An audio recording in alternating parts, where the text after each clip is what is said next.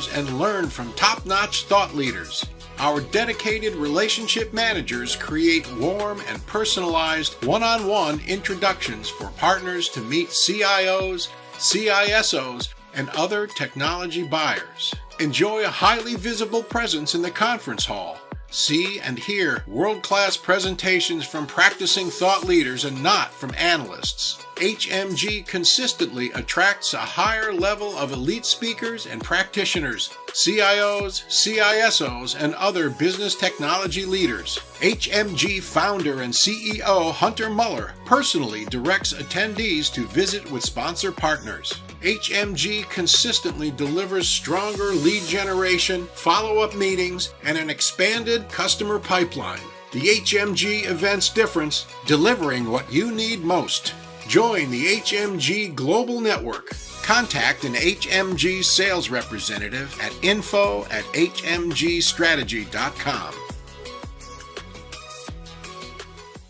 Welcome to the HMG Executive Leadership Spotlight, where we showcase the best of the best global business technology executives demonstrating innovation, driving disruption, reimagining and reinventing the enterprise, the customer journey, new business models, and new go-to-market opportunities in a safe and secure enterprise. And now, here's our host, Hunter Muller, founder and CEO of HMG Strategy. Welcome to the HMG Spotlight. I'm Hunter Muller, founder and CEO of HMG Strategy. Delighted and excited to be here with Ann Duncan, the CIO for the Department of Energy. Hey, Ann, great to see you today. Thank you so much for being part of today's program. And, you know, when you think about innovation, it's on everyone's mind. Innovation matters, culture matters, and keeping everyone safe and protected, cyber matters. When you think about a culture of innovation and driving an innovation agenda, what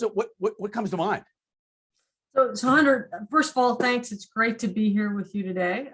Glad to join you. And yeah, you mentioned the most important thing about innovation already, which is culture.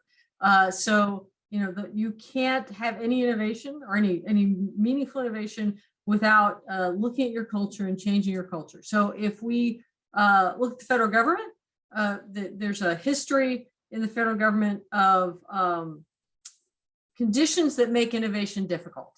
Things like risk aversion, things like long schedules, and difficult processes. And so really to enable innovation in the federal government, what we really focus on at the federal government and at DOE is being able to create a culture where people feel it's safe to take risks, where we set up processes and tools that enable people to move fast and to have a bias towards action. And those are the things that we really try and enable in DOE to make a culture of innovation possible.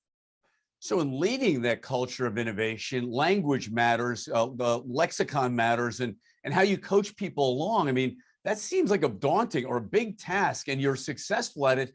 What are some of the secrets that help you elevate the organization to take those risks and create that culture of innovation?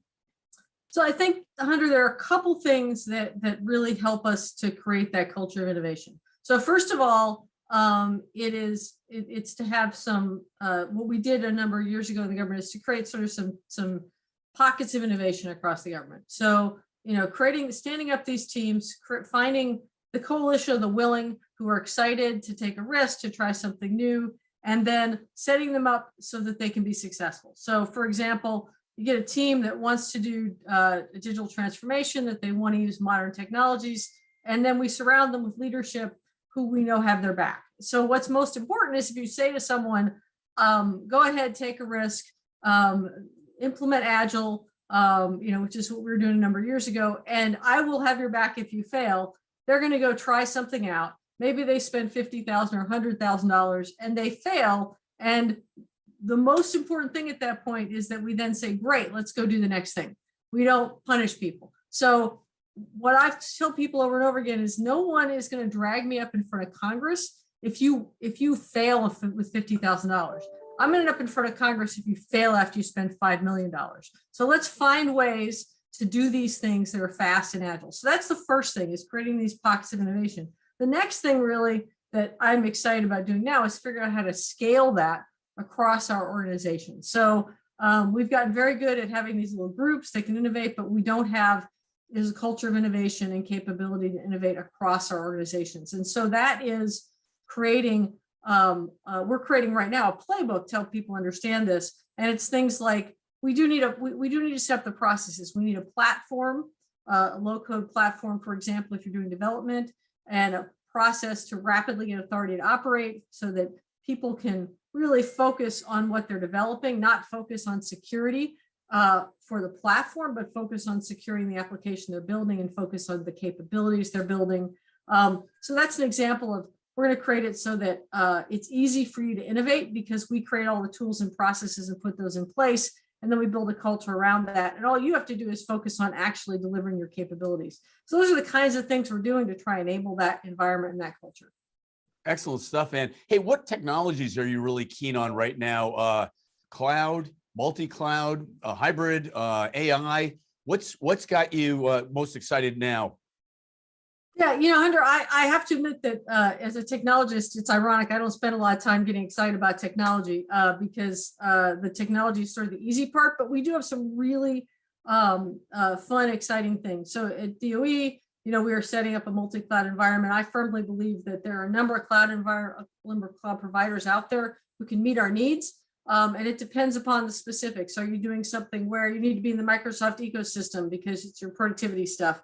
Are you doing something where it's computationally intensive, or something that, maybe you need lots of authentication and capabilities? What are you trying to accomplish? That's going to drive you towards the cloud you want to use. And that's what's going to be important, is picking the cloud that best meets your needs. Beyond that, we are making a lot of use of AI and ML. We are investing across the DOE ecosystem in 5G, and we're doing research and development in 5G space. We're very excited about that. We're investing in quantum computing and working with NIST on quantum resistant encryption, because we know quantum computing is coming and our data needs to be resistant to quantum computing, quantum computing capabilities. So those sorts of things are really areas we're looking at in the future. But, DOE has a huge ecosystem of labs doing basic research. And what we try and do in our organization is understand the capabilities they're creating and harness those, and then share those across the DOE ecosystem and the federal government, so people know what's available to them. Great stuff. And, strategy matters, having a strategic framework matters, and priorities matter. How do you prioritize on a strategic level? Because you ultimately, scale matters for you, right? Yeah, scale does matter. I mean, DOE is a $40 billion enterprise. My IT and DOE, if you include supercomputing, is a $4 billion enterprise.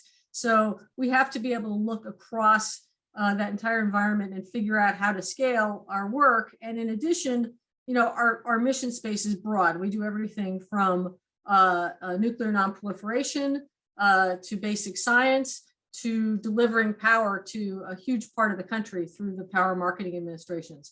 So we have to figure out how to prioritize a variety of things across that ecosystem.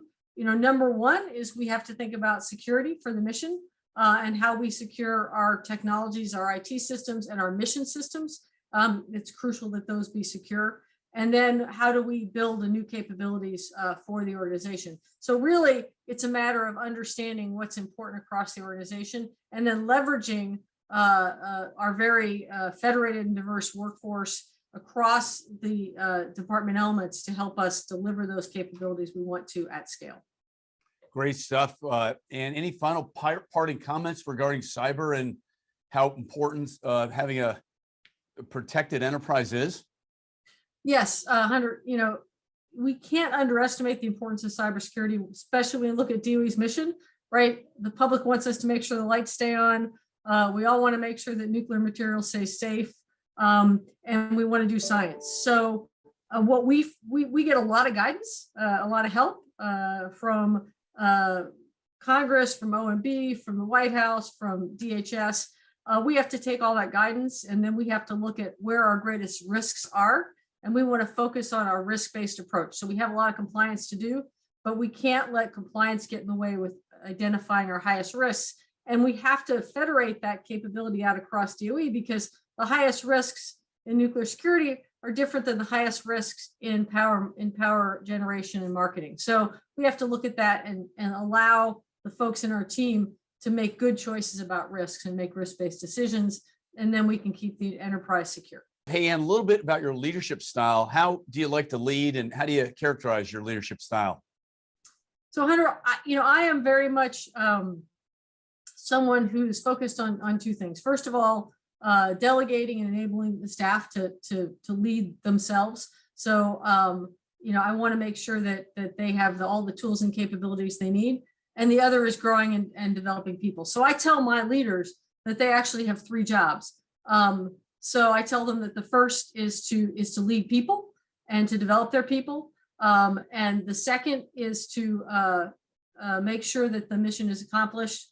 And the third is to work across the organization to ensure that they partner with folks across the organization. And I give them those three, and I actually give them in a different order. I just said them to you in the wrong order because I say get the mission done is the third one. Because if you lead and develop people, if you work with your peers across the organization, the mission will take care of itself. And I truly believe that collaboration and that leadership development are what's going to make really strong, successful leaders in the future. Hey, Ann, thank you so much for coming on the HMG Spotlight. Ann Duncan, CIO of Department of Energy. Great to have you, Ann. Thank you. Thanks, Hunter. For more information, please visit hmgstrategy.com and keep up to date by following us on our social media platforms. Thank you. Hello, I'm Hunter Muller, founder and CEO of HMG Strategy, and today's global leadership lesson is gratitude and staying connected. Strong leaders realize that the long game matters. It's been so exciting studying along with Stephen M. R. Covey as our good friend, my good friend here at HMG Strategy. His new book, Trust Inspires, a bestseller. Recommend it for sure. If you come to a summit, you might get a hard copy or a digital copy from us and from me. Staying focused, staying inspired, and thinking through the long game. We're going through this incredible economic turbulence and incredible business cycle that's unprecedented. Thinking through the long game in a holistic manner, both professional and personal, it's important to take time out to stay balanced, centered, and focused. Again, playing out the long game. What does that mean? Think with the end in mind. 6, 12, 18, 36 months. What's the vision you have for yourself, your team, your division, your company? Where do you want to end up? Think with the end in mind and then back into working through the right steps. Of course, classically, people, process, and technology. But leadership, more than ever, is strong followership. Lead with a strong heart, an open mind, an empathetic leader, a servant leader, someone that people want to be around and someone that people want to follow. So competing in global markets, your global brand matters as a thought leader, someone that people want to follow. So, hey, stay connected to HMG Strategy and the leadership lessons learned as a global leader, and come to an upcoming summit or digital summit, in person or digital. Stay with HMG Strategy and stay with Hunter. For more information, please visit hmgstrategy.com and keep up to date by following us on our social media platforms. Thank you.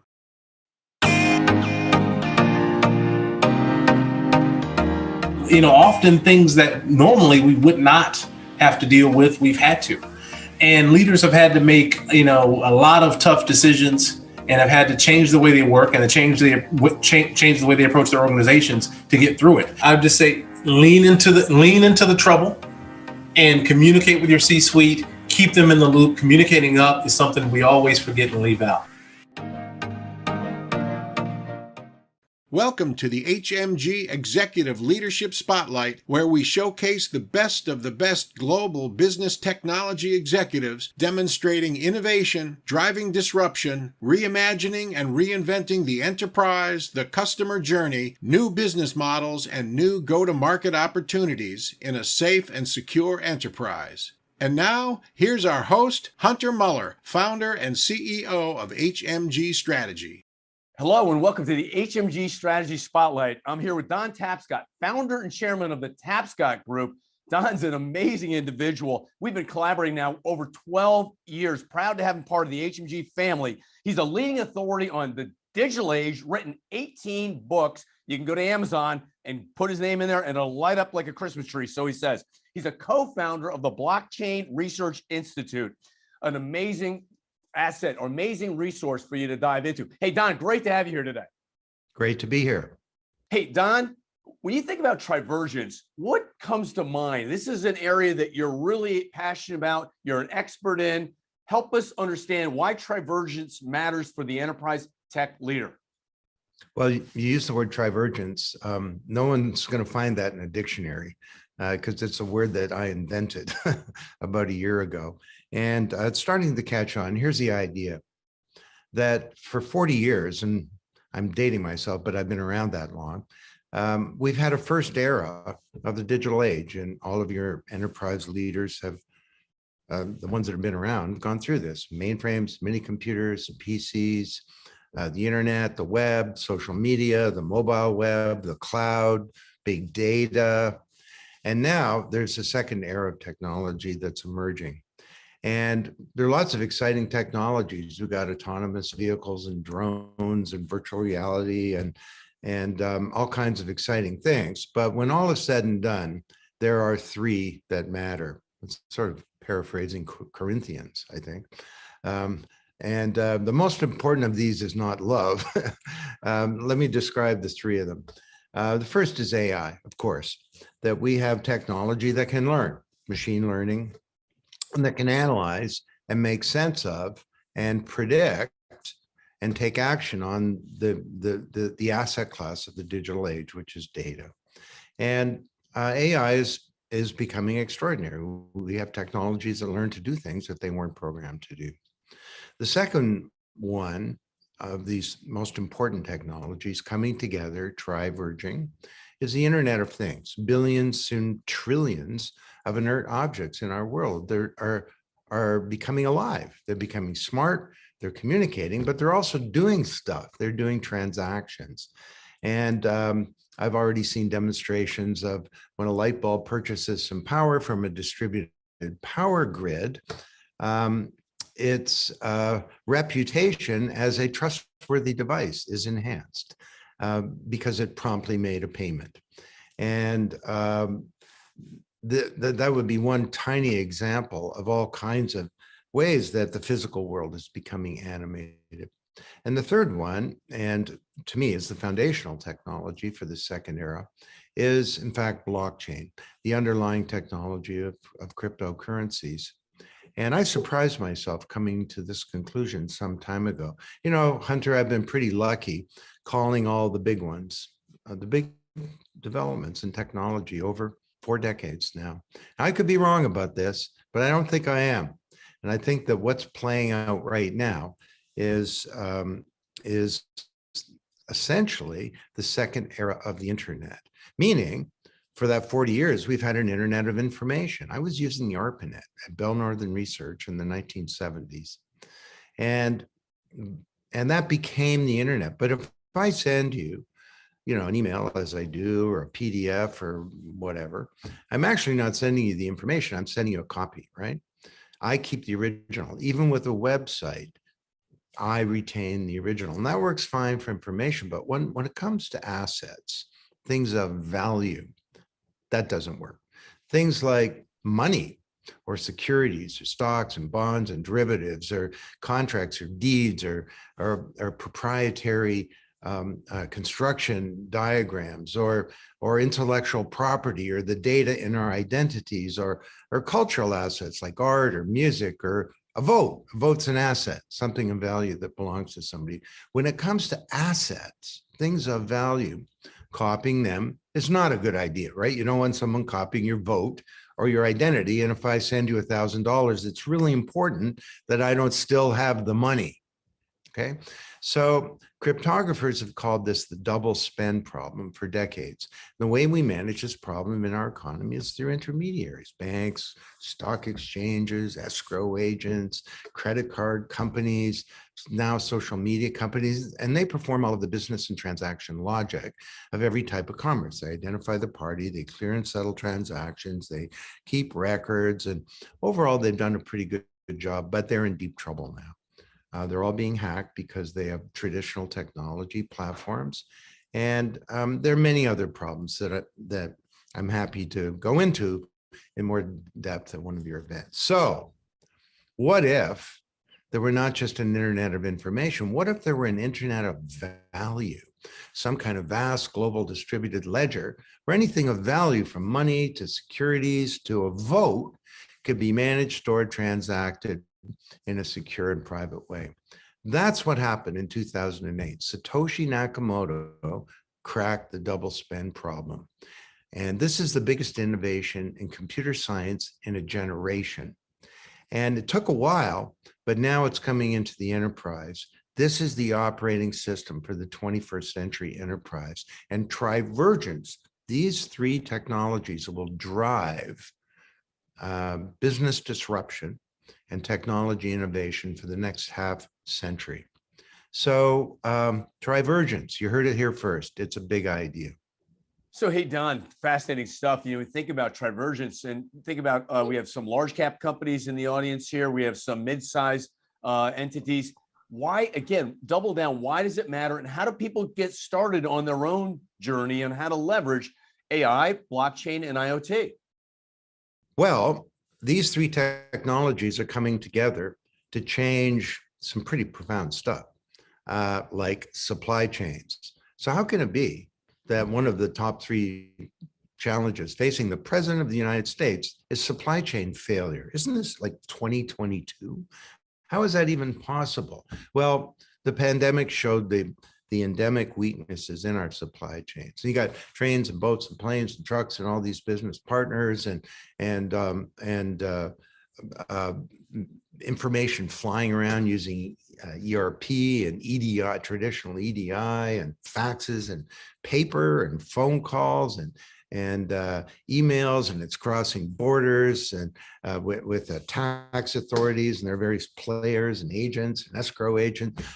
Imagine if all of that were a shared network state, a single real-time network based on a ledger, where smart devices, as part of the Internet of Things that we're learning, were able to operate on this platform. You could have real-time transactions. There'd be no 3-day payment and settlement period because the payment and the settlement is the same activity. It's just a change to the ledger. You can have a single version of the truth. Imagine that. My brother was a CIO at a big bank, and he used to talk about dueling spreadsheets. All these, his executives would come in and with these spreadsheets that were all different.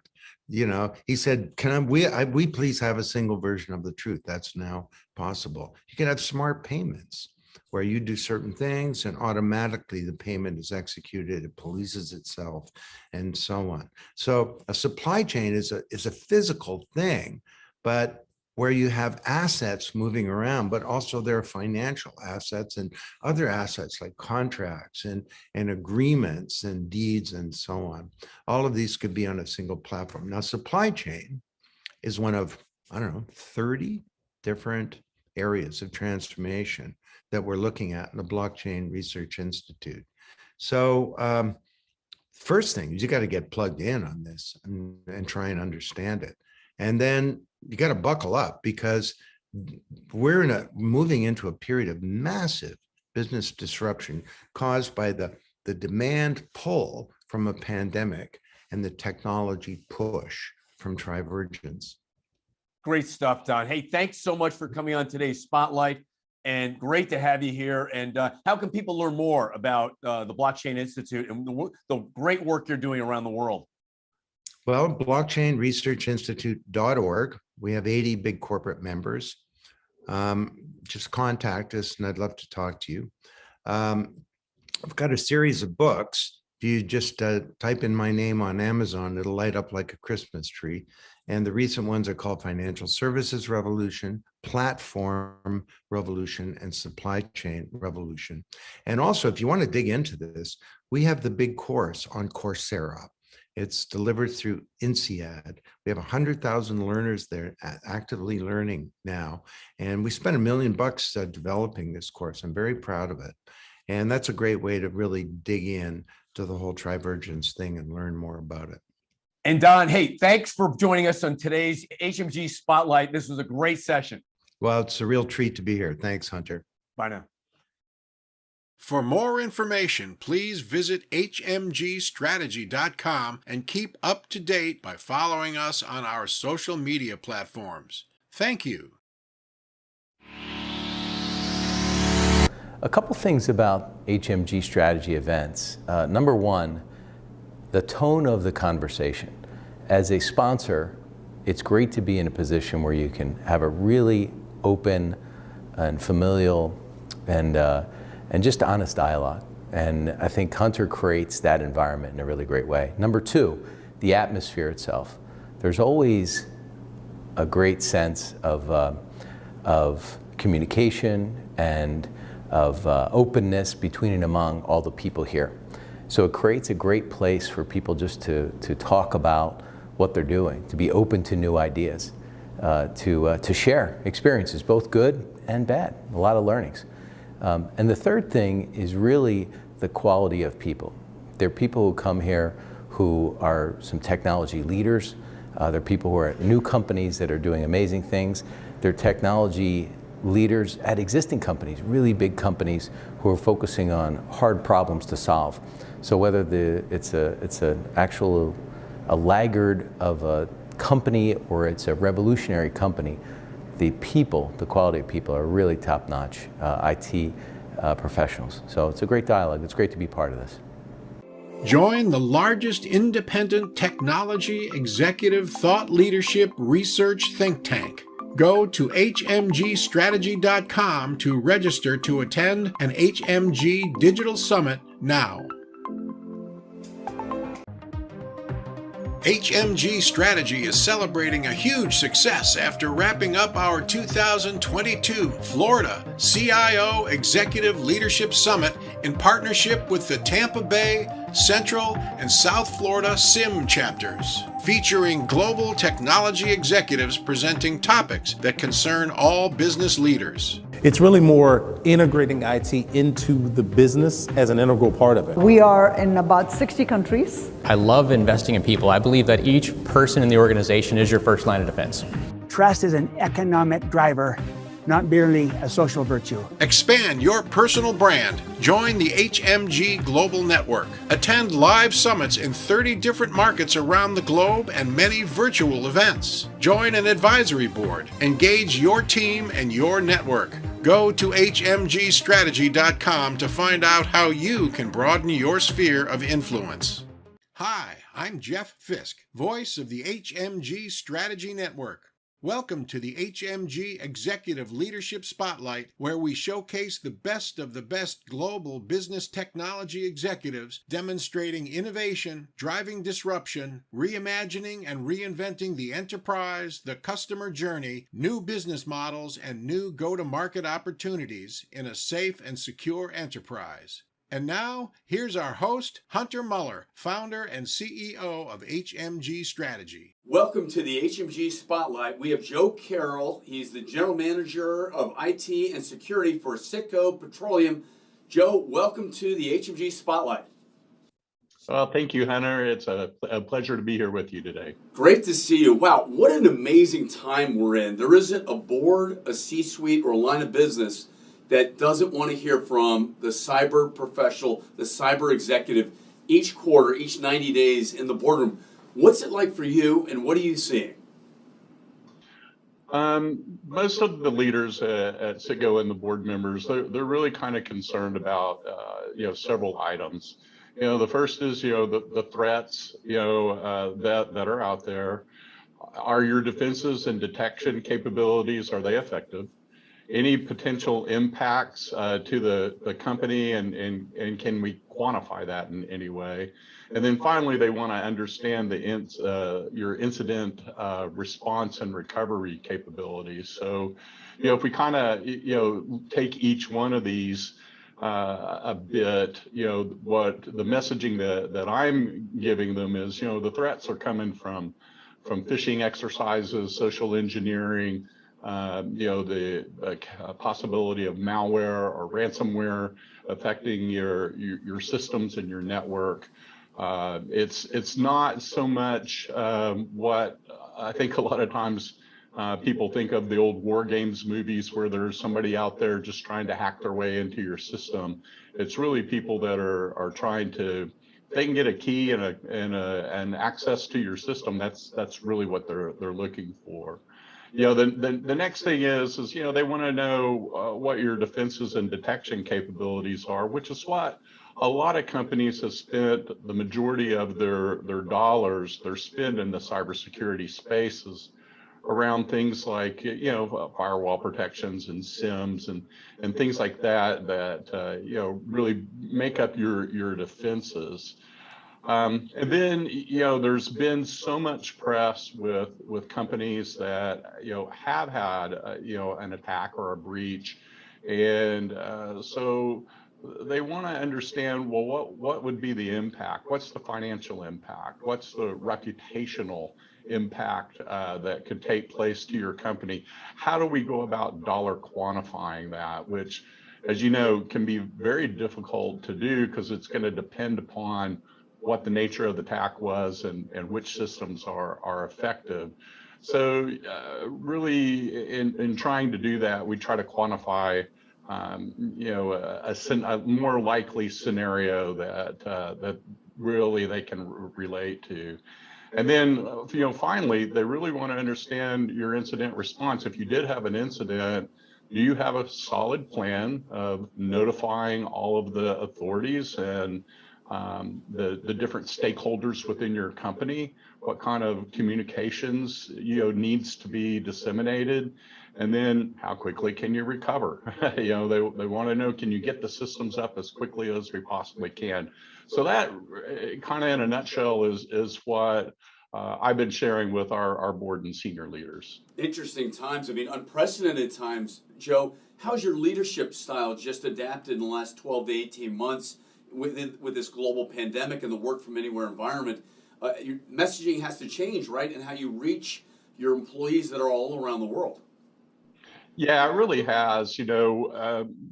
We are really probably no different than a lot of IT organizations in that we were able to pivot to a virtual environment with our technologies to keep everybody working and collaborating and talking with one another.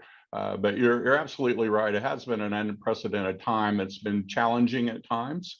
But I'm pretty proud of the IT organization at CITGO here rising to that occasion. We had the Colonial Pipeline, we had solar winds. Thinking about the Colonial Pipeline, because it really is core to your whole vertical industry, how has that changed your view on all of the downstream oil and gas operations and how to keep things safe and secure?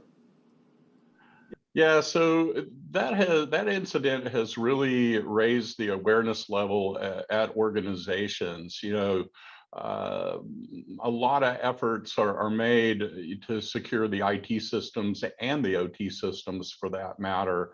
I think what the Colonial Pipeline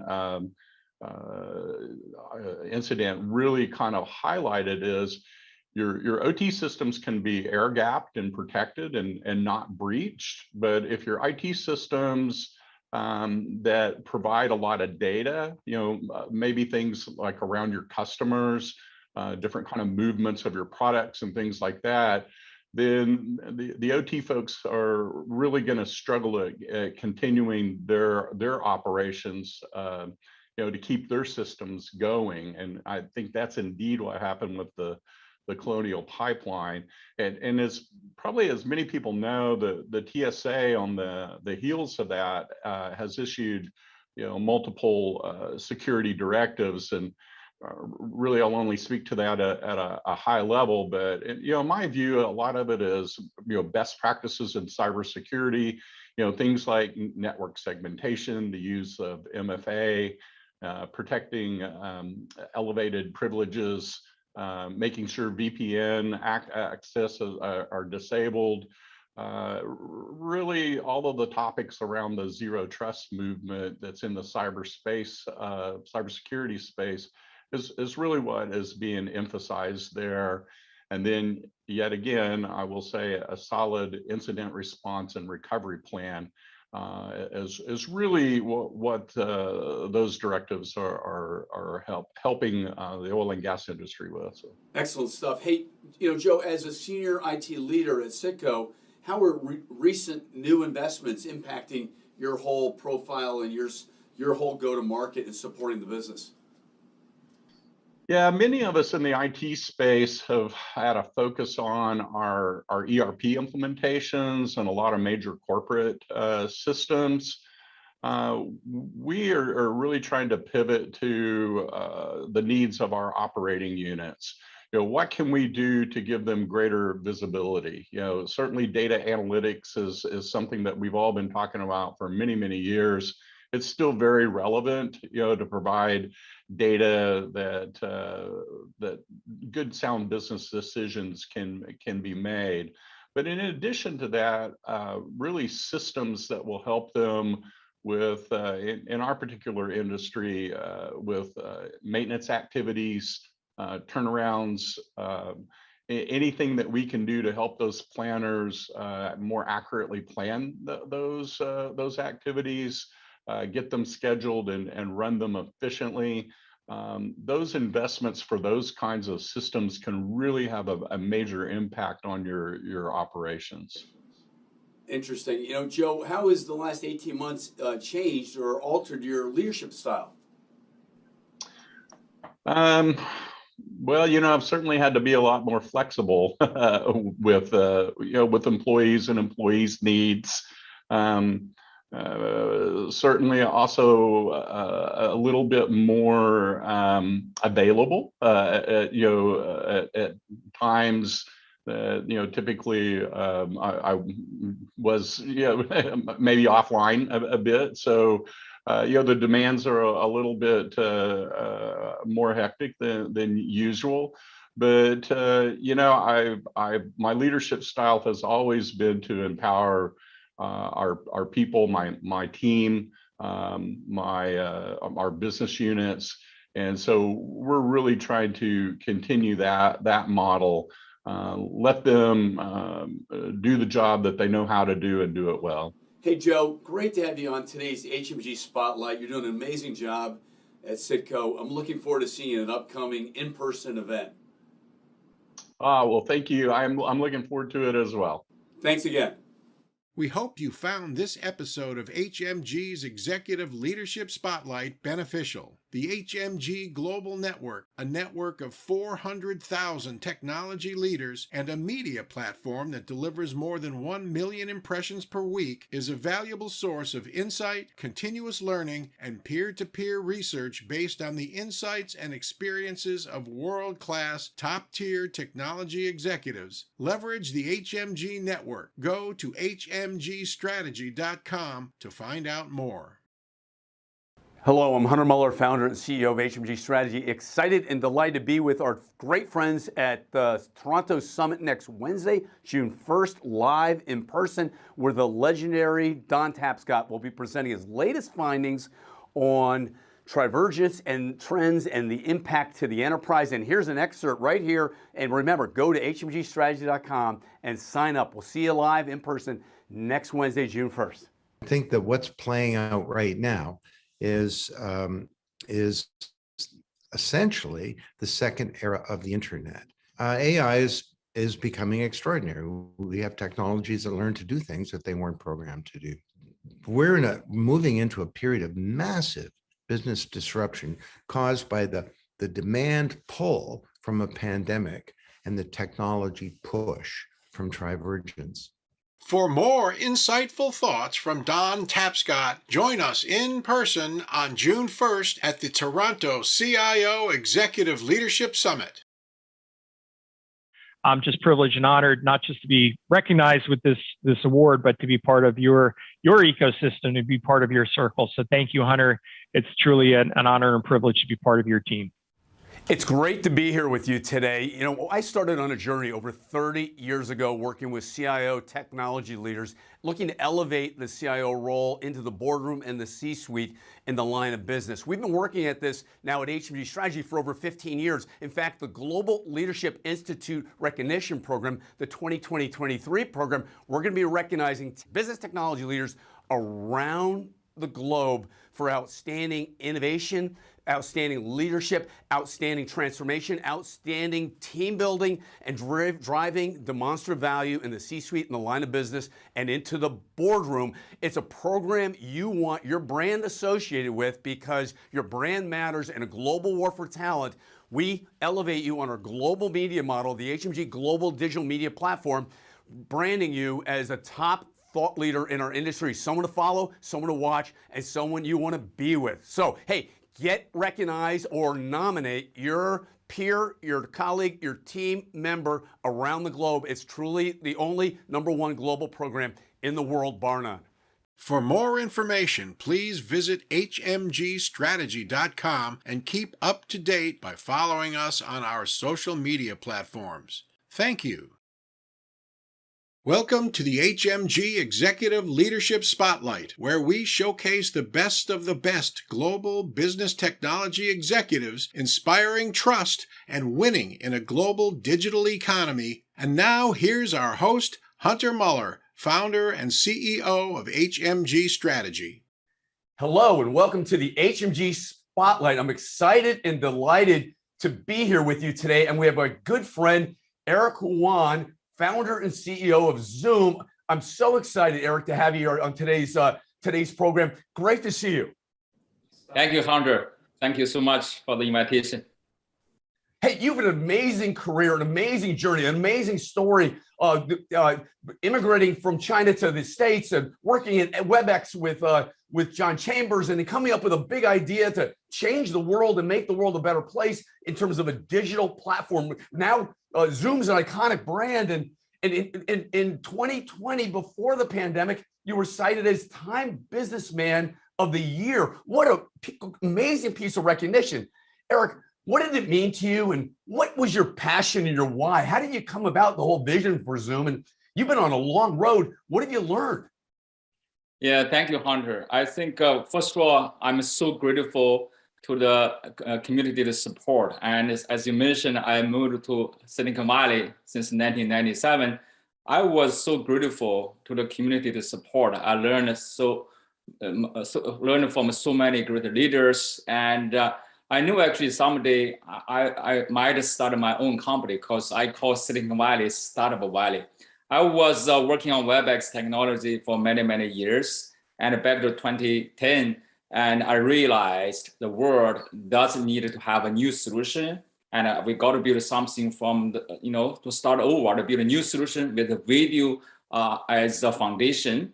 And of course, back then, most of the solutions were not built for video collaboration, right? And the experience is not great. I look at everything from a customer perspective, what I can do differently to build a new solution to truly deliver happiness back to those customers. That's the reason why I left to start my own company. My vision was very simple. I thought somebody in the future, a video conferencing like a Zoom can deliver a better experience than face-to-face in-person meeting. And we are not there yet, but that's a vision. And we are still, I would say, just in the middle of the process to transform Zoom to become a platform company to truly deliver happiness to every user.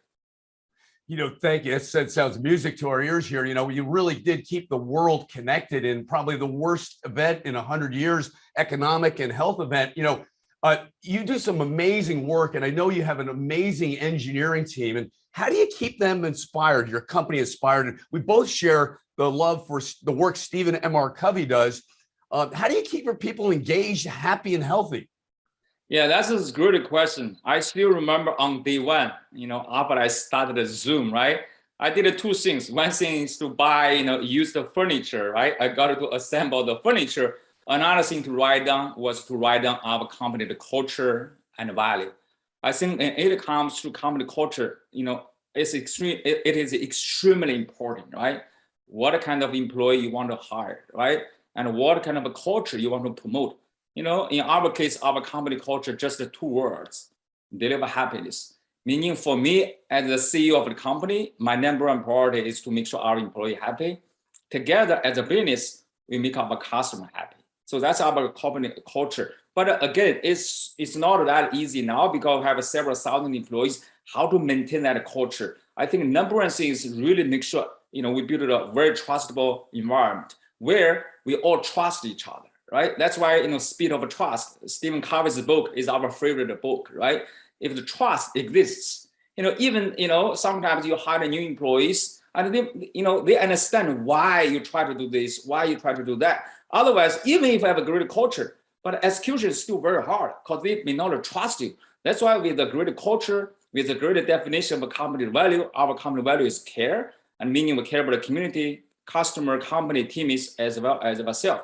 And also understand how to build a trust framework. I think that's pretty much, for us, to focus on, building a company where our employees, they enjoy working, here.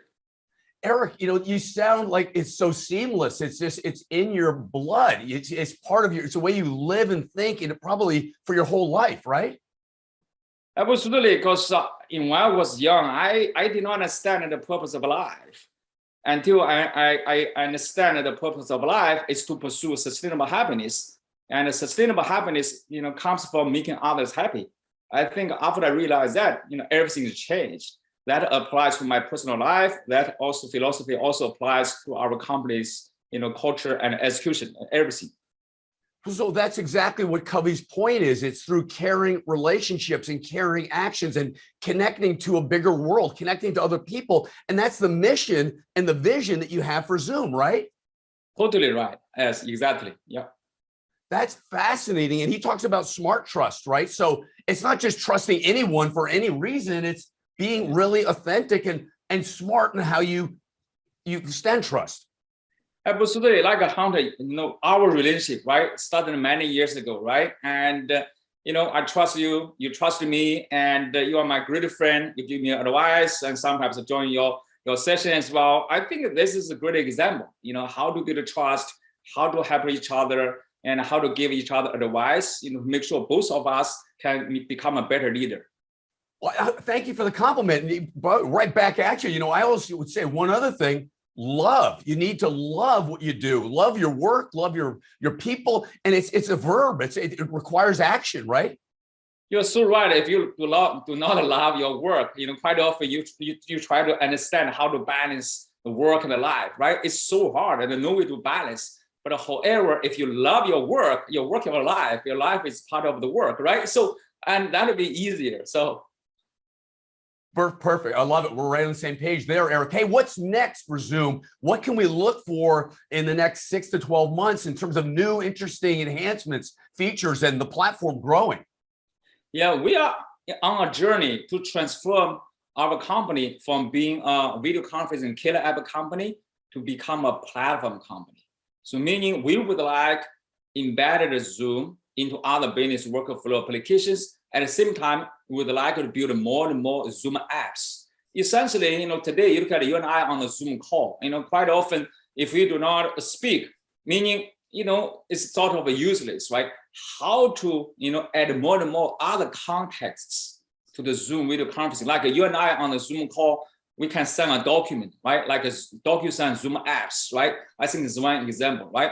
How to, leverage our Zoom SDK, build a healthcare application, build an online education application. That's also important too, right? So essentially, it's how to leverage Zoom as a platform to transform the way for us to work, learn, live and play. That's our, vision and the next, several years. Great stuff, Eric. When you think about Zoomtopia, probably in 2022, you're probably going to be in person and hybrid, right? very likely hybrid. Over the past 2 years, 100% virtual event. I think it will be hybrid in next year. How can we, HMG Strategy, myself, and our network of people that love you, how can we help you envision the future for Zoom and be more helpful? I think, first of all, before we finalize all those features, I think we would like to talk with our customers, partners, very trustable advisors like you and your network. Make sure we truly understand all those features help our community, our customer now, right? And then we can tune our, the roadmap and the feature set, right, before we finalize. That's why, this is kind of how to solicit the feedback, from your network. This is very important for us. Hey, it's the largest independent, and if you learned anything in the pandemic, independence matters. It's the largest trusted independent network of tech leaders, CEOs, CTOs, CIOs, CISOs, search executives, and venture capitalists on the HMG platform, global platform. The global matters as well. Would you agree? It's a global world, right? Totally. Your network is very powerful, right? Over the past several years, you already give us a lot of great advice and feedback. I'm so grateful to you and to your network. I really appreciate it. Awesome. It's mutual feeling as well, Eric. When you think of Zoomtopia, when is it? How can people get engaged? And I certainly want to attend. I'd love to be part of the agenda. I think our next year Zoomtopia very likely be held. I think hybrid, and also September 2022. Probably 3 or 4 months before that, we are going to open up a registration page, and stay tuned. Eric, thanks so much for coming on today's HMG Spotlight. We loved it. I love you. It's great. I can't wait to see you again in person. Thank you so much for having me. I really appreciate it, my great friend. Thank you. We hope you found this episode of HMG's Executive Leadership Spotlight beneficial. The HMG Global Network, a network of 400,000 technology leaders and a media platform that delivers more than 1 million impressions per week, is a valuable source of insight, continuous learning, and peer-to-peer research based on the insights and experiences of world-class, top-tier technology executives. Leverage the HMG network. Go to hmgstrategy.com to find out more. Please join us for a Cella virtual discussion. Hello, Cella members. I'm delighted and excited to announce a whole new format for Cella going forward, starting with this June 21st at 5 o'clock Eastern Daylight Time, 2 o'clock Pacific Daylight Time. We're going to have our own Mark Polanski, an executive in residence at HMG Strategy and true thought leader on innovation and what it takes to be a leader as a CIO today in the C-suite, the line of business, and the boardroom. Lead a discussion around the ever-changing, the ever-evolving role of the CIO and Mark's 20-plus years of tracking this. Mark, can't wait to have the Cella. Well, just a little bit of a teaser here, Hunter. In fact, I wrote my first formal article on the subject of the changing and evolving role of the CIO 20 years ago for CIO Magazine. And it had a list called the CIO Top 10 of the top 10 skills that CEOs and CHROs were looking for at the time in their CIO candidates. And just recently decided to dust it off, come up with a 20-year anniversary version for 2022. And to my pleasant surprise, the top 10 skills have not changed.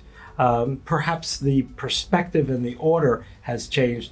Managing change, global experience, and of course, being a talent magnet and able to hire, retain, develop the best talent wherever it is on a global basis. Those skills have come up in ranking in that list. And so please join us at the next Cella, and we'll deep dive into each one of those attributes. Each one of those attributes, and what does it take truly to position your brand and position yourself for greatness for that next big role, which is just around the corner. So, hey, Mark, I can't wait for June 21st. You won't want to miss it, so be there. Hunter Muller and Mark Polanski host a conversation on the evolving role of the CIO on June 21st from 5 to 6 p.m. Eastern Standard Time. With your phone camera, scan the QR code to join the conversation or click on the link in the description below. Martha, what do you get out of HMG Strategy and T200? HMG Strategy, I think it's a very important platform for building rich relationships. Today, for companies, speed at which you bring products and services to market and having that first mover advantage is having a real nice effect on your stock price in the market. So HMG helps create those rich relationships. So when you are doing something, you can learn quickly from your network. You can learn quickly from people that have been there, done that, and quickly implement your solution, whether it could be an IT solution or it could be something totally new that you can share what you want to do with your network, and then say, together crowdsource the way you should be implementing a solution for it, even if it is a completely new area. Join the largest independent technology executive thought leadership research think tank. Go to hmgstrategy.com to register to attend an HMG Digital Summit now.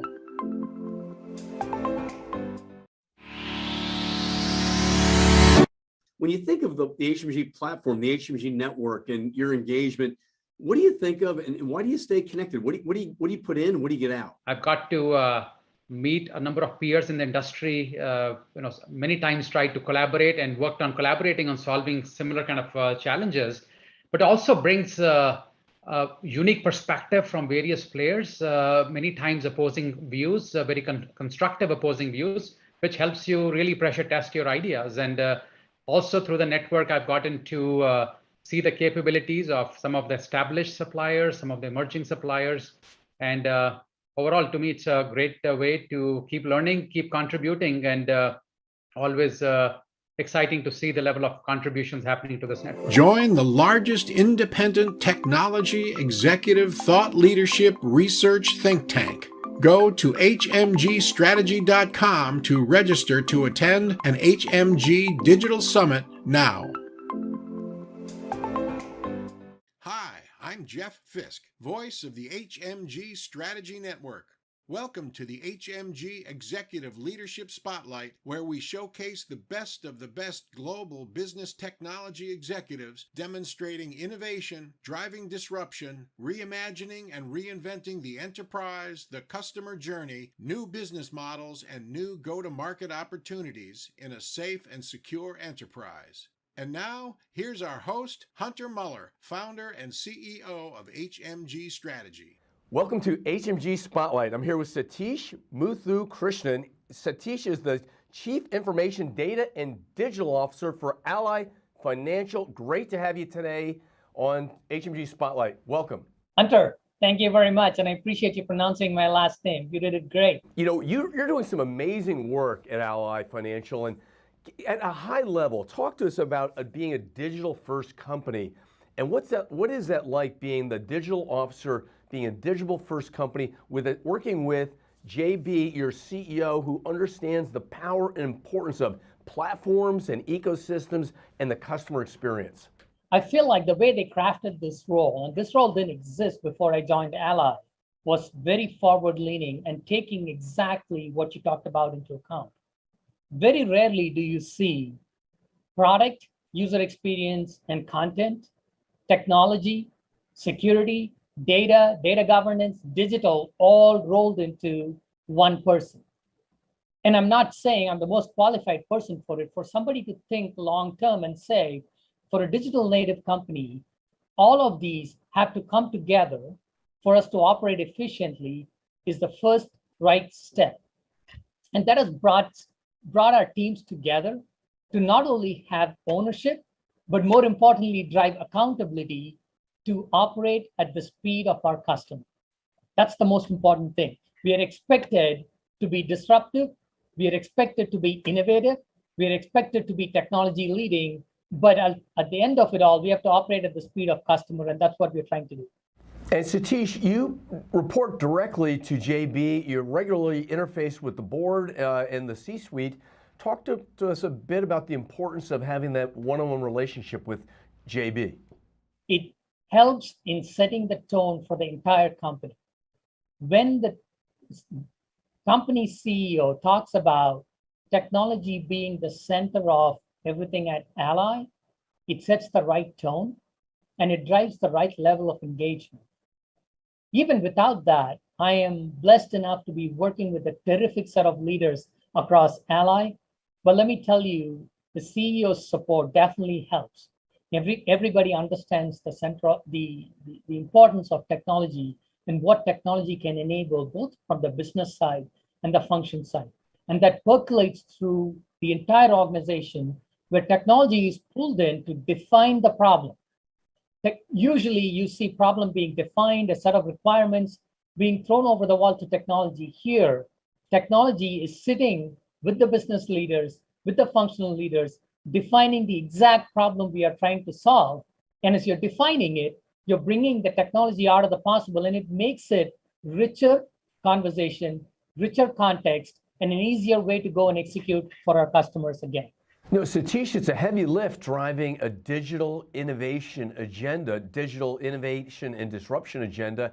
How do you do it? How do you build a world-class culture, a world-class team to ensure the collective vision actually happens? That is what I thrive on. I love the intersection of customer experience, technology, and business value. You sit at the center of it and you figure out what is important to the customer. What value will it bring to the company if I launch this product to the customer? And how can I bring the best technology to bring that product or feature or capability to life? And when you articulate that vision, explain the why, and have a very clear articulated strategy that everybody can rally behind. And for us, it's a very simple mantra of do it right. That's it, 3 words, do it right and do what is required for the customers. And then everything else will follow. And what I mean by everything else is we have grown tremendously over the last 10 years. We have reached 95% customer retention rate. And our return on investment is 24% this year. And it's expected to be in the high teens for the next few years. So you see financial results and customer satisfaction follows if you do things right at the intersection of customer experience, business value, and technology. I love it. CX, innovation, and business value. How did you create the vision with the business to begin with? What a great question. It's a simple question, but it's a very thought-provoking one.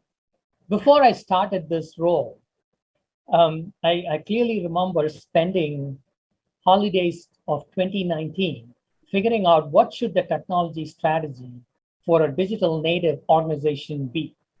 And I started crafting this on a piece of paper without understanding the inner workings of Ally. I generally understood how Ally works, the opportunities, etc. But you have to come inside the 4 walls of Ally to understand how it works. So defining that gave me the freedom to think what a blue sky technology strategy would be. Then when I came here, as I met with every business leader and functional leader, I asked them to review it, provide feedback, and had discussions around how that fit into what their vision was. And then I gave it to my leaders, my direct reports, and say, let's start poking holes. Some of you are new, some of you have been here forever, you have the context. Let's start poking holes and figure out what the strategy would be. What started with me then became everybody's strategy. Now it's almost expected to start any presentation with that one-page technology strategy that feed into what you're presenting that day tactically and how you are approaching it long-term and what are you doing to bring that strategy to life. And we present it in the board meetings, I present it in the EC meetings, executive committee meetings, as well as with my peers here at company. So starting with something aspirational, creating the groundwork of socializing with my peers, but having a pragmatic lens as to here was the strategy, here is what we have to do or adjust to achieve your vision is what helped me set that strategy. Well, Satish, what you've done is really quite special, very unique. And do you realize that, right? I'm sure you won't admit that, but from my point of view, it's really amazing. How do you get inspired to continue to drive this innovation agenda? And does the business want more? What I would call wearing your business or functional hat or technology hat to wearing an Ally hat. the way we think about investment and priorities and the capabilities that we build for our customers have changed. And what I mean by that is we are creating this horizontal lean. And you have these strong, phenomenal, amazing leaders leading their functions and businesses. And they used to be focused on their function and businesses as we grew. In the last 10 years, Ally has grown significantly. But now we have reached a point where we have a set of products that we can make available to not just our customers, but everybody beyond our customers. To do that, we have to come together. And that's where wearing Ally hat becomes important. We say we have arrived at this journey. We have the set of products. How can we now take it to the next level? And there is a lot of give and take between the business leaders and the technology and functional leaders as we define what is the strategy and what is the future for Ally in terms of what capabilities we bring to the market. And that drives our innovation agenda. Love it. Hey, Satish, how would you describe your leadership style and your vision? I would describe my leadership style to be a servant leader. I love serving my team. I love serving the business, and I love. And serving doesn't necessarily mean it's hunky-dory, easy, and comfortable on a day-to-day basis. It is bringing, as a leader, the right set of challenges and put it in front of my team so collectively we can solve the complex problem while taking Ally to the next level. We often say we want to continually be better than what we were yesterday. And for that, we have to constantly learn, constantly challenge ourselves, and keep improving our execution. And that's what we try to do. Satish, hey, great stuff. Thank you so much for coming on the HMG Spotlight. You really delivered. Loved the story. Amazing thought leadership. You're an amazing leader, and you're one of my top picks for the 2022 HMG Global Leadership Institute Recognition Program. We look forward to seeing you in Charlotte later this year. Thank you, Hunter. Great stuff. Take care. For more information, please visit hmgstrategy.com and keep up to date by following us on our social media platforms. Thank you.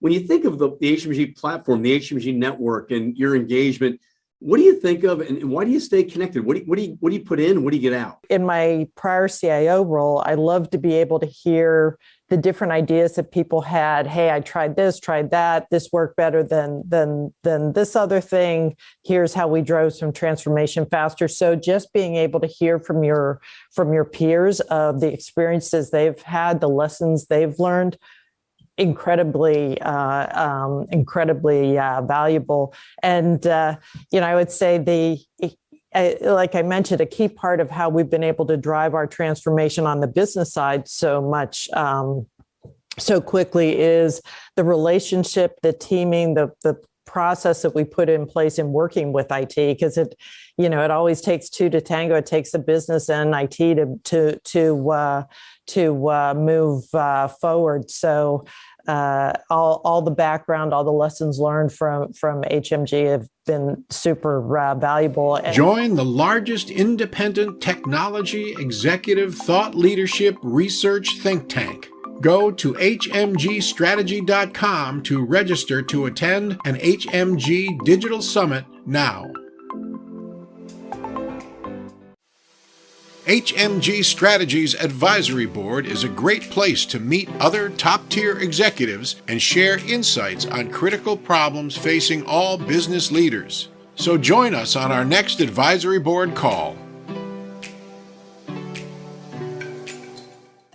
All of us wouldn't be on this call if we didn't see tremendous value in HMG Strategy and working with us and the SIM chapters.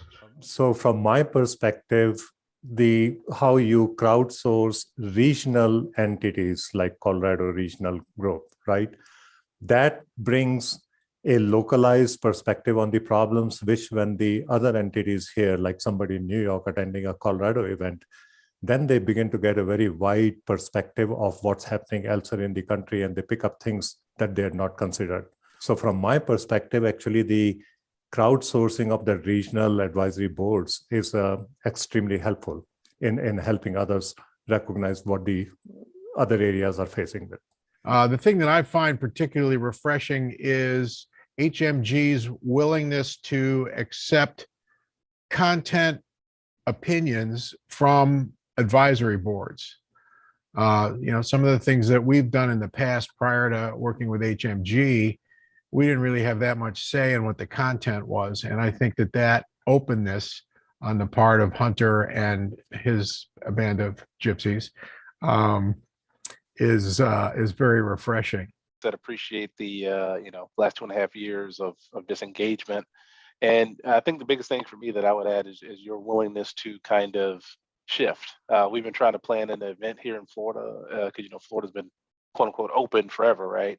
But just being cognizant of the local markets, things like that. I think we've moved the date 2 or 3 times. I think we have a good date now. So just your willingness to take the ideas and focus on what works for each local market. I think that's also been a strength of your organization. And you also have great people. So appreciate that. Appreciate the engagement and the friendship partnership. For more information, please visit hmgstrategy.com and keep up to date by following us on our social media platforms. Thank you. Hello and welcome to Global Leadership Lessons. I'm Hunter Muller, founder and CEO of HMG Strategy. Excited and delighted to be here with you today. Wow, 28 months into a global endemic. You could never have made this one up. And it looks like another 36 months before we get through this economic malaise. All the while, the CEO, the board, and the line of business is driving digital innovation, securing the enterprise, as well as leaning on you, the CIO, CTO, and CISO, to be more effective than ever and more efficient than ever. Resilience is key. This is the long game. Take care of yourself, mind, body, and spirit. Spend time with friends, family, colleagues, industry professionals. Come to an upcoming HMG Strategy Summit. We have some 20 in-person and digital summits in the second half of the year, starting August 11th in Atlanta, Detroit, the September 8th, Southern California, the 15th of September, along with Chicago and Stephen M. R. Covey, September 20th. Boston, Houston, Philadelphia, St. Louis, all summits, Washington, D.C., San Diego, Silicon Valley, Greenwich, Connecticut, Denver, Charlotte, Minneapolis, as well as the Global Innovation Summit and the Cyber Summit, the Global CISO Summit in New York City in December, rounding it out. So at HMG Strategy, we believe your brand's important. We want to scale it up on our global media platform, our global model. We want you to be recognized on a global level. So come to an upcoming digital or in-person summit. Stay with HMG Strategy and stay with Hunter. For more information, please visit hmgstrategy.com and keep up to date by following us on our social media platforms. Thank you. Here's our host, Hunter Muller. Hello and welcome to the HMG Global Leadership Institute Recognition Program. I'm here with Gautam Palapa. He's an executive advisor at VMware and the author of Leading with Empathy. Gautam, welcome to the program. Great to see you. Great to see you as well, Hunter. Thank you for having me. So tell us new. What's changed after 28 months? The endemic has all sorts of implications regarding leadership style and effective leadership. What is Leading with Empathy all about, and why is empathy so critically important? Yeah, that's a great start, Hunter. So as we know, the world has shifted to a contactless, digital-first, remote experience. And it's crucial now more than ever for companies to transform. Like you mentioned, over the last 28 months, people have been trying to rethink and reimagine how they actually transform their organizations. And as a result of that, 3 traits have become essential for a digital transformation leader. The first one is authenticity. That has become one of the most crucial traits that a digital transformation leader has to embrace and demonstrate. And by authentic, I mean that you keep what I call the say-to-do ratio as close to 1 as possible, which means that if you say you're going to do something, you have to follow up and do it, because your teams and your workforce and the market and everyone are looking to you to be that authentic person. But in order to be that, you also want to be approachable, you want to be attentive, you want to be appreciative, you want to be connected, and you want to be vulnerable. So there's a number of things that's going in there. The next thing that I say, the trait that has come up is empathic leadership, because everyone has been suffering. There's been so much of stress and anxiety that people have been facing. And so one of the primary goals of a leader has become to reduce the pain, be it for the customer or be it for the workforce. And that is what people are looking at as value that they want to derive out of it. And this requires empathy. And the third one that I would say is to become that strategic leader, because all of a sudden, all the various strategies and initiatives that were put in place 28 months ago have gone out of the door. People have changed the way they're thinking, customer experience has changed. And so digital leaders must really rethink and reimagine their current strategies to achieve their business outcomes and workforce happiness. And I think this three things are what is elevating people as humans and increasing that empathic leadership within the organization. And so this is what excites me, that we are looking at a new era where empathic leadership and leading with empathy is so important in our workforce. Why does your brand matter more than ever? Like I said, people have to be, authentic, and they also need to be genuine, right? And if they have to be genuine, that means that they need to develop what they mean to the world and what they mean to themselves. So having a higher purpose and trying to align with something that is passionate to you is really important. So for example, I have two primary beliefs. My first belief is that happy people are productive people. And then my second belief is that strategic disruption, not disruption for the sake of disruption, but strategic disruption is what leads to progress.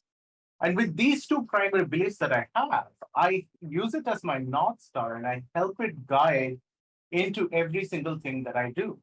Because I believe that happy people are productive people, I believe that empathic leadership and then trying to help people overcome their stress and anxiety is really important. And by people, I mean, the workforce, because they are the true value creators within the organization. And then the customers, because at the end of the day, if the customer doesn't get value out of something that you're performing, you are not really delivering business value. And so trying to disrupt this hyper dynamic environment and delivering that customer value and that workforce value and making the people happy and be excited to follow along with you is what's really important and drives me. And that is what I believe is my brand and what I do on a day-to-day basis. Both as an executive advisor at VMware, I partner with executives and C-suite in various industry verticals and help them on the transformation, helping them change their strategies around people, process, and culture before they go into technology. Because technology can only be an enabler and it doesn't really generate value. And instead, it's the people. And so for me, people are the value creator, and that's what I drive towards, and that's my North Star. So everyone needs to start building up their brand, trying to identify what they really want to be, why they exist, and what is their higher purpose, and build their brand. And the way I say it is, for a leader, you want to really consider and think about how you can describe yourself in, say, 5 words or a sentence. And that kind of introspection is really important right now. So for me, I would say that the way I would define myself is with 5 words: improving human quality of life. And that is my North Star.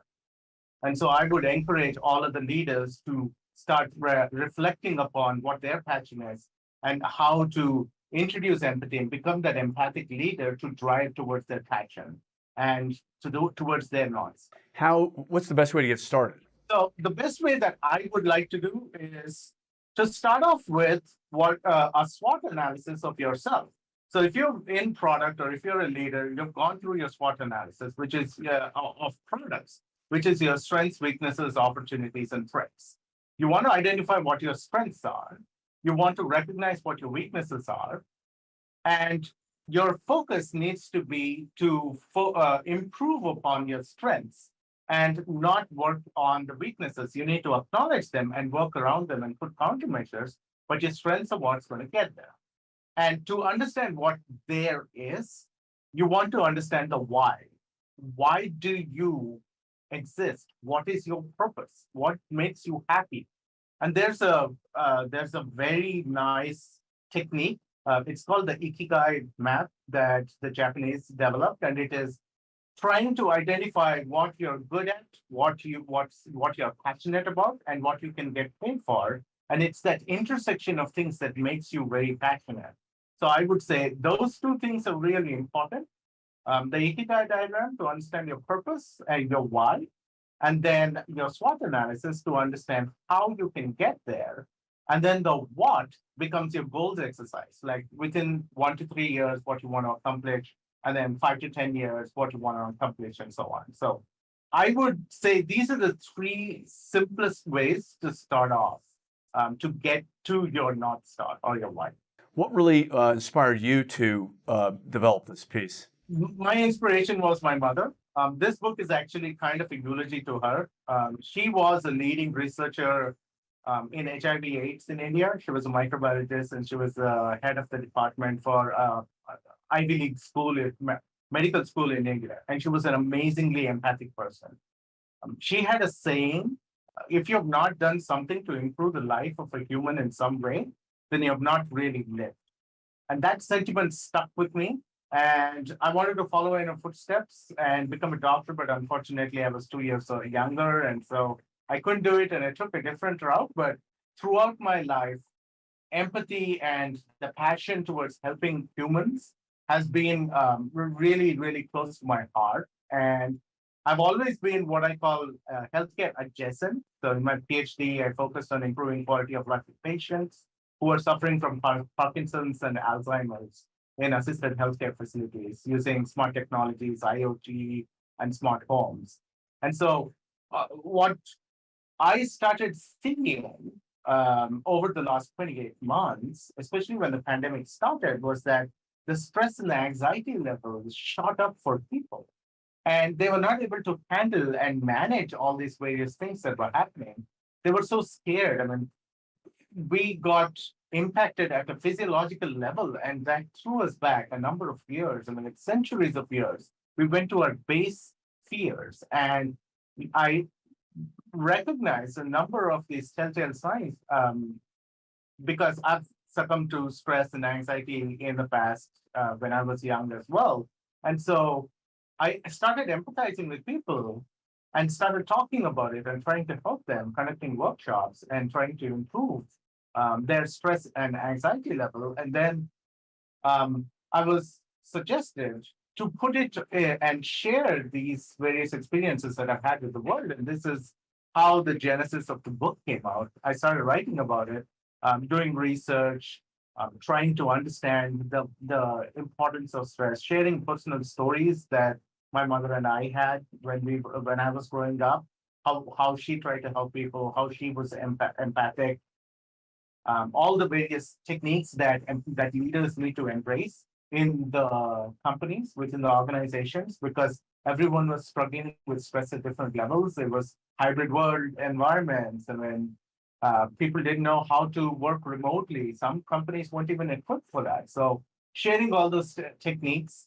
and things that I've learned, the failures and successes and so on. And that's how the book came about. And it's been very fulfilling.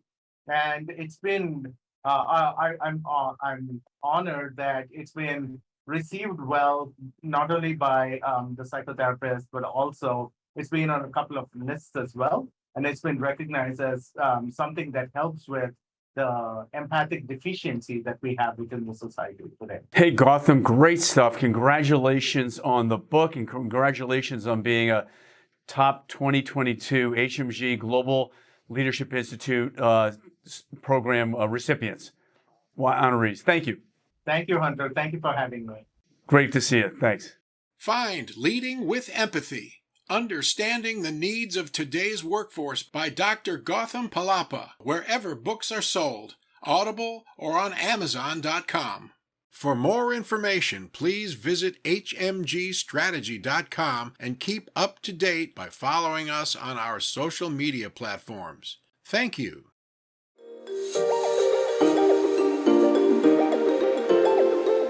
Enjoy a few highlights from HMG Strategy's 2022 Silicon Valley Global Innovation Summit. The demand for talent has become acute, and weaknesses that we used to see in companies, and iconic companies where they had one or two weaknesses, now we're seeing those magnified. How do you not just stay on defense? How do you balance staying on defense where appropriate, but going on offense and starting to procure and secure talent globally? To say that we're not going to hire just in San Francisco anymore. We are a global company and we should be able to hire globally. Let's get some younger people into IT that can really drive innovation systematically at scale in a coordinated way in our organizations. When you want to attract talent, you want to retain talent and reduce the turnover that you have, you need to have that trust and respect within your organization. People are looking for something that's going to match their life. And so you have to find out what actually makes it fun for them, what it actually is going to work for them so that they can have a life that they want to live, where they want to live. I think the rules have changed. Learn about upcoming summits. Go to hmgstrategy.com.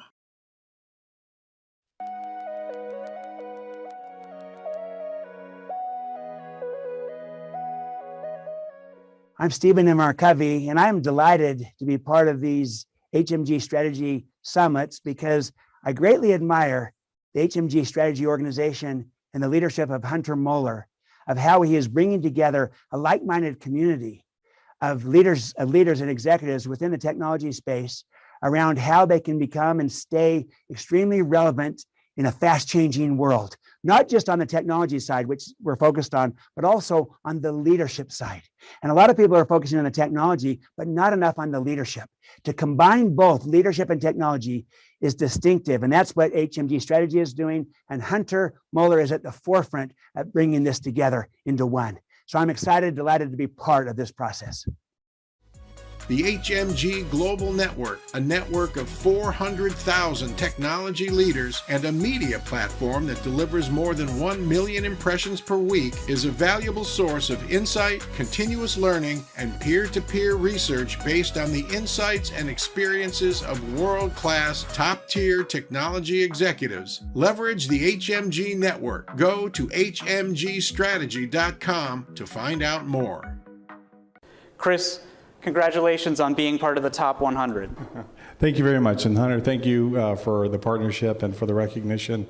I'll tell you, it wouldn't be possible without you and the network that you bring together, whether it's colleagues of mine in different industries or strategic partners that we depend on a regular basis. So love it. Thank you very much.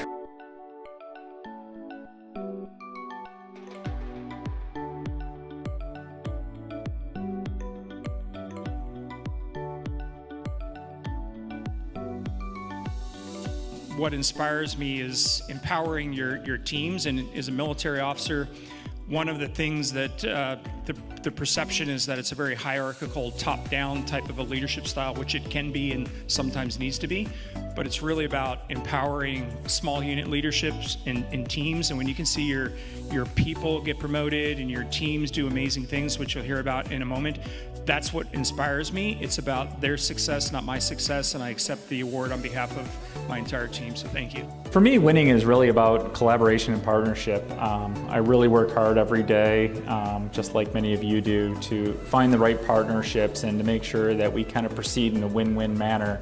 It's part of my DNA, it's part of my culture. I felt it among my peers in this group as well, and so to me, the more we work together and the more we solve problems, that's winning. So thank you very much. I really appreciate this. Thank you. The only comment is it really is your team that makes you successful, and I am blessed to work with a lot of good people, and there are two here today, so please don't poach them on me, please. The team has been just incredible, staying focused with all the distractions in travel.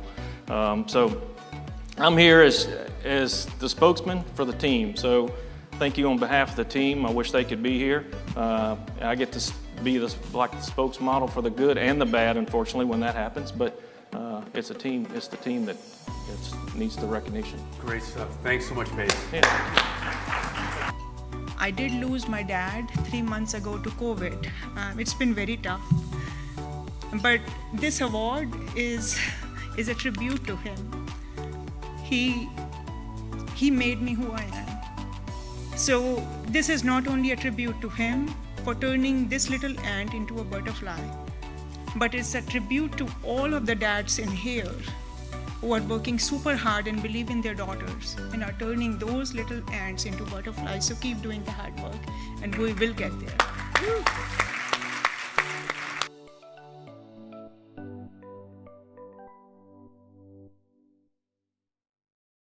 Welcome to the HMG Executive Leadership Spotlight, where we showcase the best of the best global business technology executives demonstrating innovation, driving disruption, reimagining and reinventing the enterprise, the customer journey, new business models, and new go-to-market opportunities in a safe and secure enterprise. And now, here's our host, Hunter Muller, founder and CEO of HMG Strategy. Hello and welcome to the HMG Spotlight. I'm here with Andrew Campbell, the CIO for Terex Corporation. On today's program, Andrew, great to see you and great to have you here today. Hunter, always a pleasure. Awesome to see you today. Thank you for the opportunity. Hey, Andrew, we've just gone through a surreal experience the last 26 months, a rolling series of global crises hitting all aspects of the supply chain, all aspects of production, all aspects of manufacturing.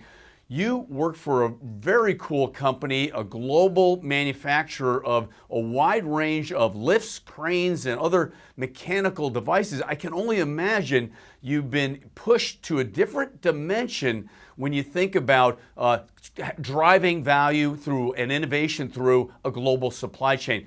Talk to us a bit about your journey and tell us your story at Terex and where are you today and where are you going next? Yeah, Hunter, it has certainly been a dynamic last 2+ years and continues to be pretty dynamic in front of us. We've certainly, as many have experienced the beginning of the pandemic, first we had to figure out how to make sure everybody was able to be safe and continue to work. But we've had the challenges around supply chain where we went through a major dip in demand right at the beginning of the pandemic. And then as we moved through the pandemic, our demand from our customers grew tremendously. One of the neat things is we were able to actually see some of that coming back due to our telematics and other programs. But it's been something where the IT organization within Terex has been a close partner with our engineering organizations, our supply chain organizations, to really drive some new capabilities to be able to actually go multiple layers deep into our supply chain. That's probably one of the most dynamic things that I've seen is we're not just dealing with our tier 1 or tier 2 suppliers, but we're actually helping our tier 1 and tier 2 suppliers with their tier 1 and so forth down through the line. So it's been a pretty dramatic or pretty dynamic time for us and one that quite frankly has presented new challenges for the IT organization to help our business partners solve. Hey, Andrew, I know you take leadership and your business technology leadership style and performance seriously. You work for a global Fortune 500 company. Talk to us about your leadership style with the C-suite, the line of business, the various presidents or leaders around the world, as well as the innovation committee that you're involved with. One of the things I love about Terex is our culture. And one aspect of that is something that one of our values is called servant leadership. And I believe that is it's one of our 6 core values. And it is one that I truly believe in. I realize, quite frankly, I realize reflecting back on my career, that's actually how I've led my teams, right? And the whole idea is it's not a command and control, but rather a how do I enable team members to be successful. The same works whether you're talking about people who are within your direct organization or whether it's your business peers. Same way with our executive leadership team, right? That's from the CEO on down working with. It's all about how do we enable each other to be successful. And I think that's one of the things that has made Terex such an amazing company. I also am very proud. I've shared this with you, Hunter. Thank you for giving me the opportunity to share it even broader. One of the things I'm really excited about is within the IT organization, over the last 5 years, the engagement level measured by our annual employee survey, the engagement level of the IT organization has grown tremendously to the point where 2 years ago, when we did our last survey, it was the highest engaged organization in the company. And when I asked the chief HRO, hey, is that something you've ever seen before? She talked to the company that did the survey and said, never. IT organizations are at best lucky to be middle of the pack relative to engaged scores. I attribute that, I think, largely to the fact that we are very engaged with our business partners. We're a part of driving the changes and the growth in the company, and members of the IT organization can see the direct impact that they have every day versus kind of just being there because they're needed, and instead being there because they're actually a value and strategic asset to the company. Exciting stuff. Hey, talk to us a little bit more about the Innovation Committee. I know you were instrumental in kickstarting that several years ago, and it's probably driving tremendous results. It has been it is something that started off small. Started off with the strategy officer, CFO, CEO, and myself. But it is something that is really, the way I look at it, what we've done is we've been able to bring this notion of purposeful innovation. So we're a company that we will acknowledge we're not out developing the brand new science, but we are bringing innovation by looking at other industries, by being able to help accelerate organizations within the company that maybe didn't have the funding or the focus to be able to get some things done. And now that Innovation Council, it's really morphed over the last, I'd say, 24 months into where it's less of a council now, and it's more, we've kind of embedded this notion of purposeful innovation into the company, and driving much higher levels of collaboration across the company.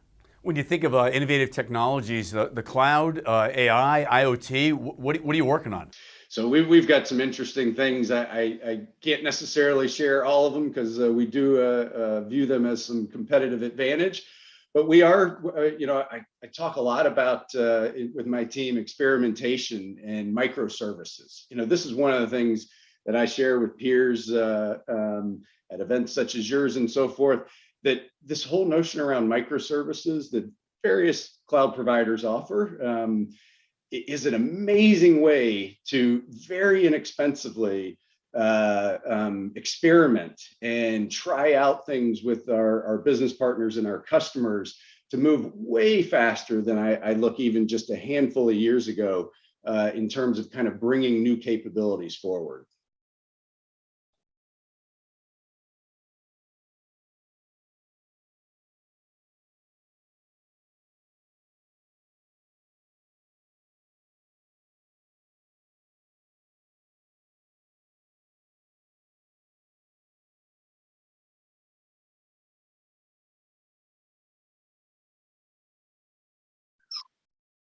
It's a great question, and I'm sure it's one that's taking place in many companies. We as an executive leadership team have put a lot of time into actually thinking about this topic, because we do worry a little bit about do you lose company culture if you don't have the informal interactions in the office that would have happened naturally just by simply coming in, where today we know that team members' expectations have changed relative to flexible work.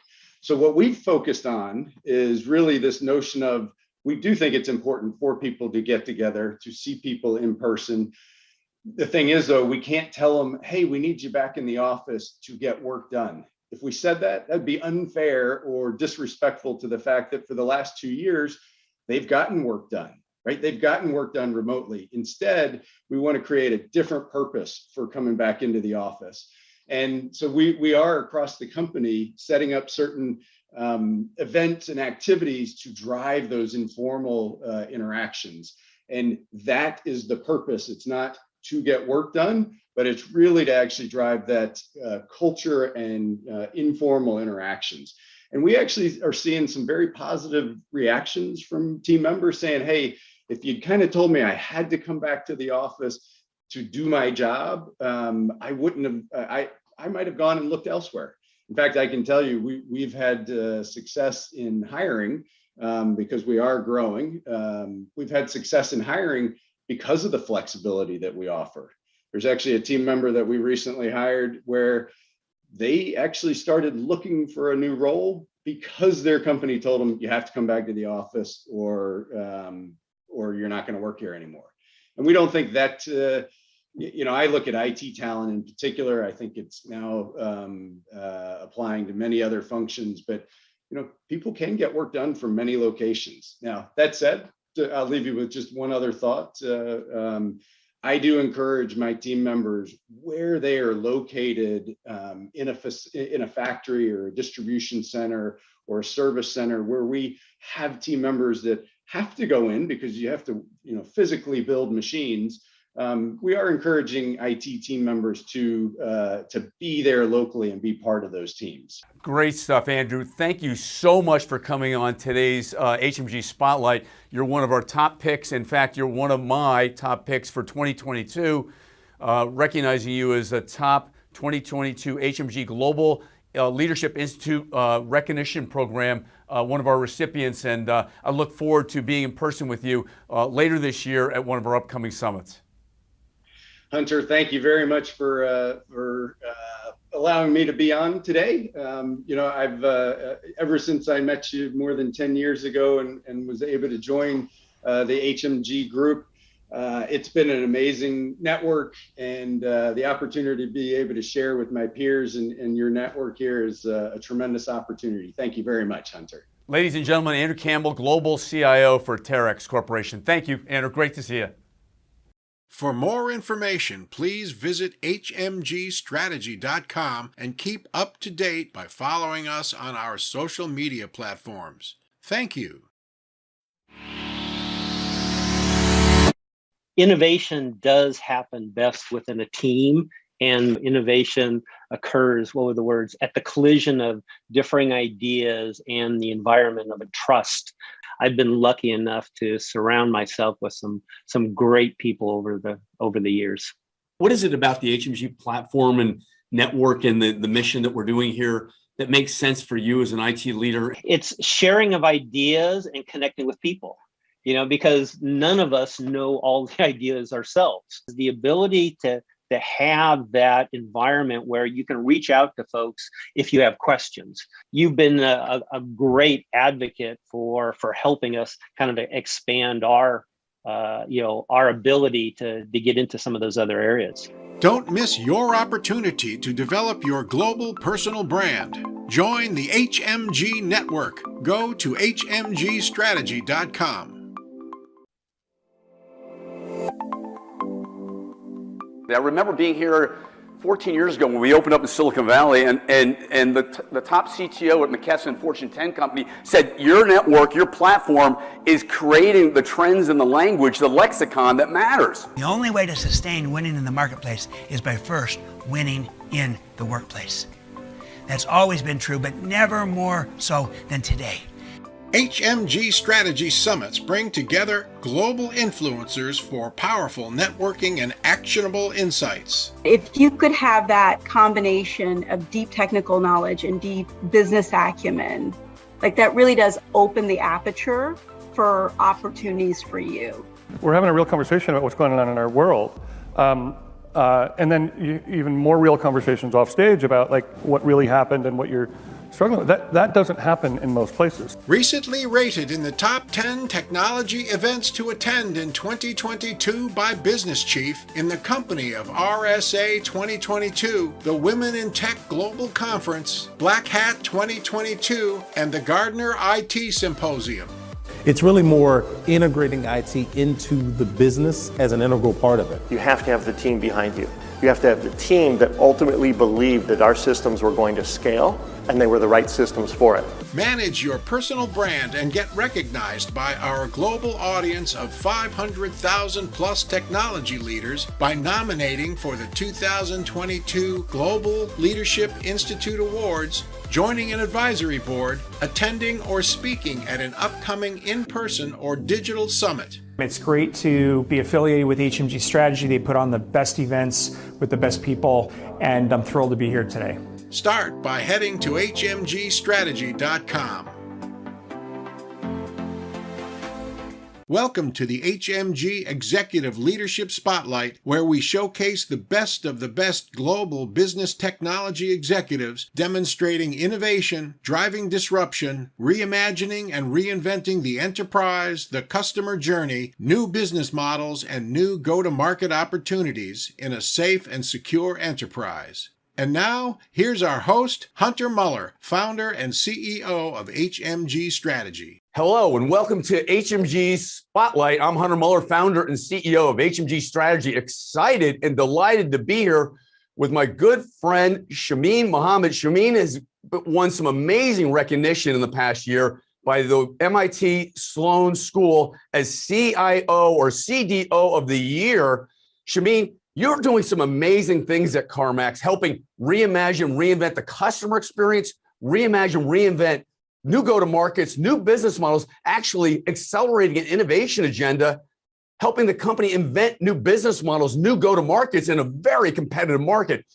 What drives you? What's your passion? What's your why and your how in terms of your level of execution? You're doing some amazing things. Hunter, it's so great to be with you.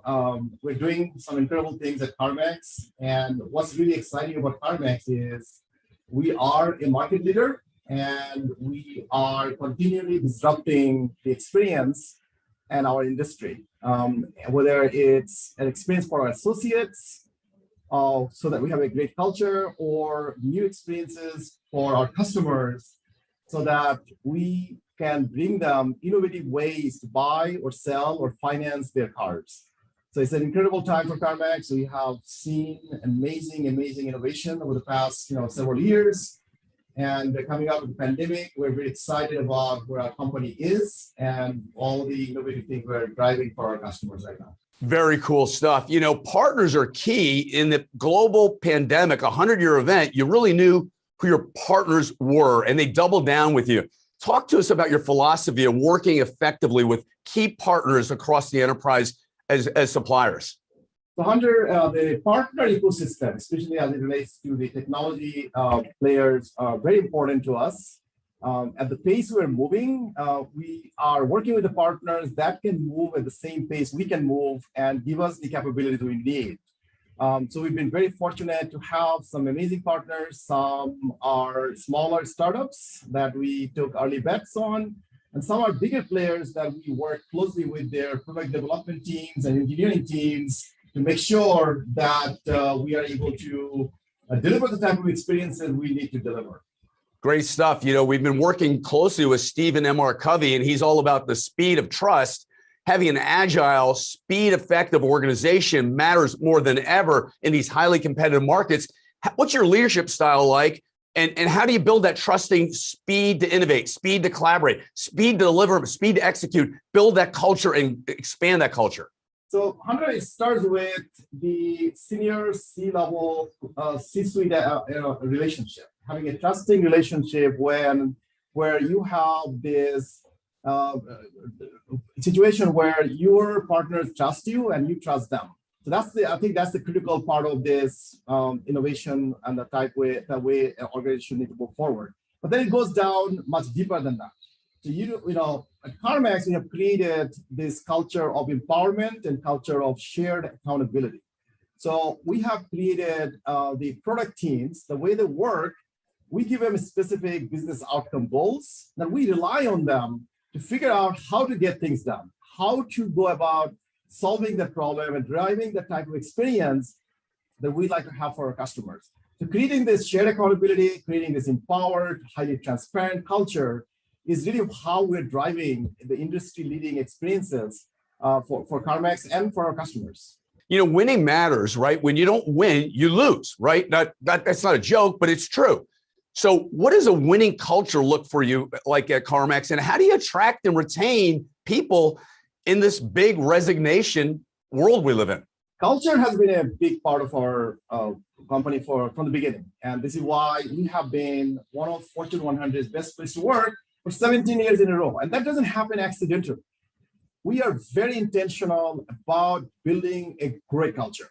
Now, in the digital age, and also in this post-pandemic world, there are certain things we have to embrace and add to the winning culture we already have. So, for example, it goes back to the product mindset, where we have empowered teams. We have they're highly autonomous. They're given specific goals, but they figure out how to get it done.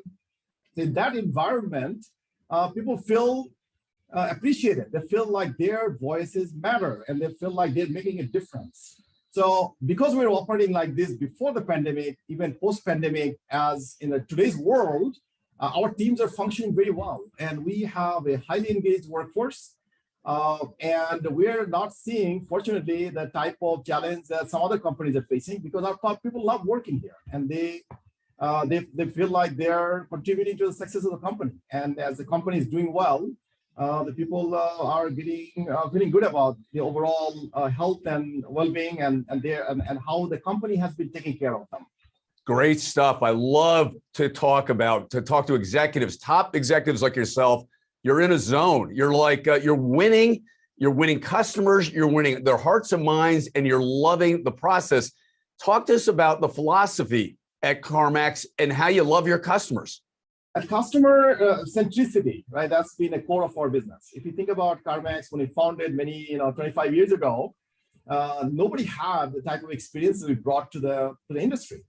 But we didn't stop there, right? Through technology and digital innovation, and especially these days with the machine learning and artificial intelligence, we're optimizing the customer experience every part of the way. And one example, Hunter, is really great that happened this year is we are enabling our customers to sell their cars through digital channels. In other words, a customer can get an offer on a car almost instantly through just a couple of clicks. That was enabled through the technology, the innovation, working with our product teams. And by doing that, we are now one of the largest online buyer of used cars in the world. And that's just one of the examples of how technology is driving different experiences for our customers, and also creating opportunity for the company. Brilliant. I love it. Hey, having new ideas, bringing creativity to an organization is key to grow in this incredibly innovative, challenging, competitive times. When you bring a big idea to the C-suite, how do you roll it out? And what do the executives say to you? I think, the ideas don't really come to the senior team or executive team, right? Because the way we have created our culture of empowerment and this moving from the project-based to product-based, our teams are given the goal.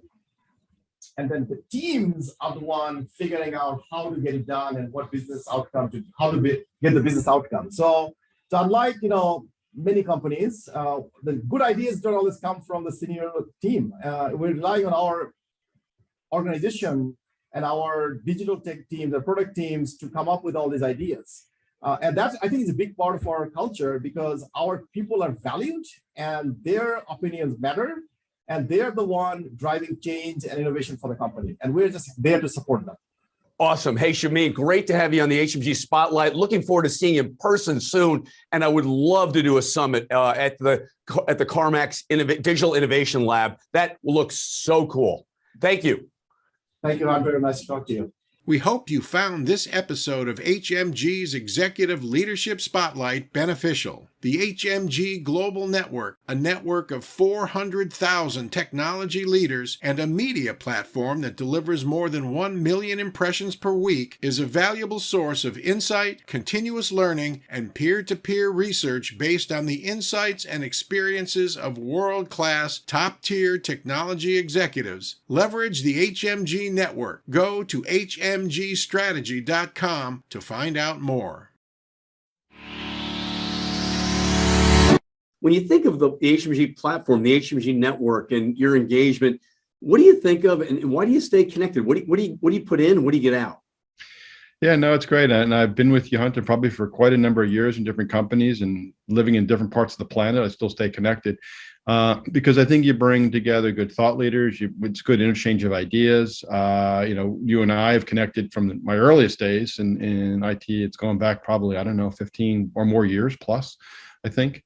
And I've always really enjoyed the people that surround you and that I can connect with around them, other CIOs and other thought leaders. So if there's value there, you stay with it. And there's always been value there, and always been thought-provoking conversations and opportunities. And it's been a great experience so far, and I expect it'll continue for the future.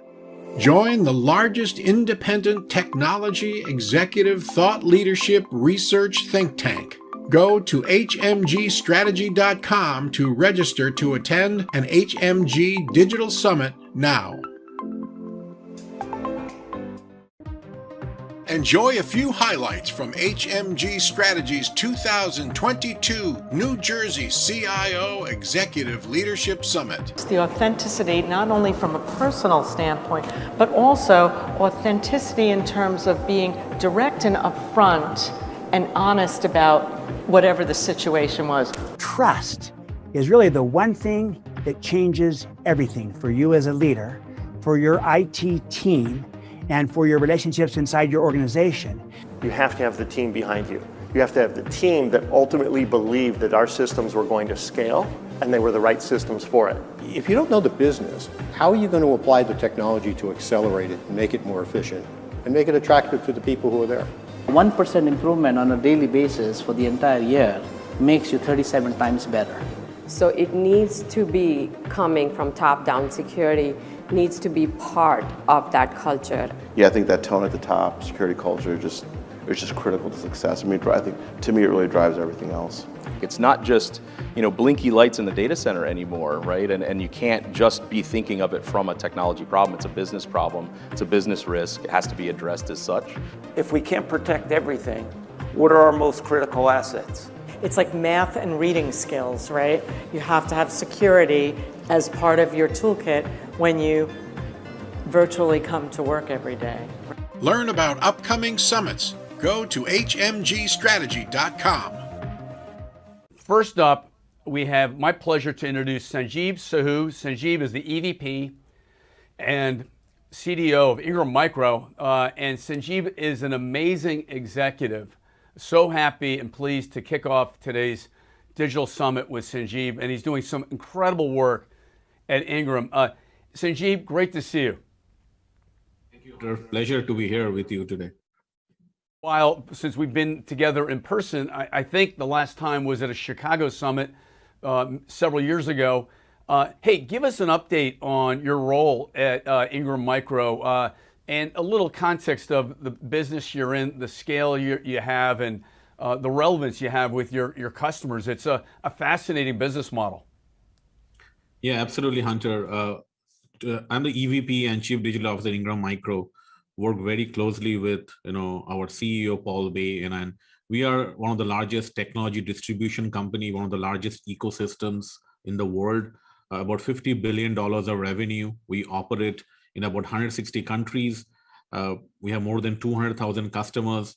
Imagine for the last 40 years, you never may have had a day without Ingram Micro because we actually are the brand behind the brands, all the major technology brands. We support them to distribute technology all over the world. So really, really my pleasure to be here. And also at Ingram, we are in this chapter of really defining at an inflection point our digital journey.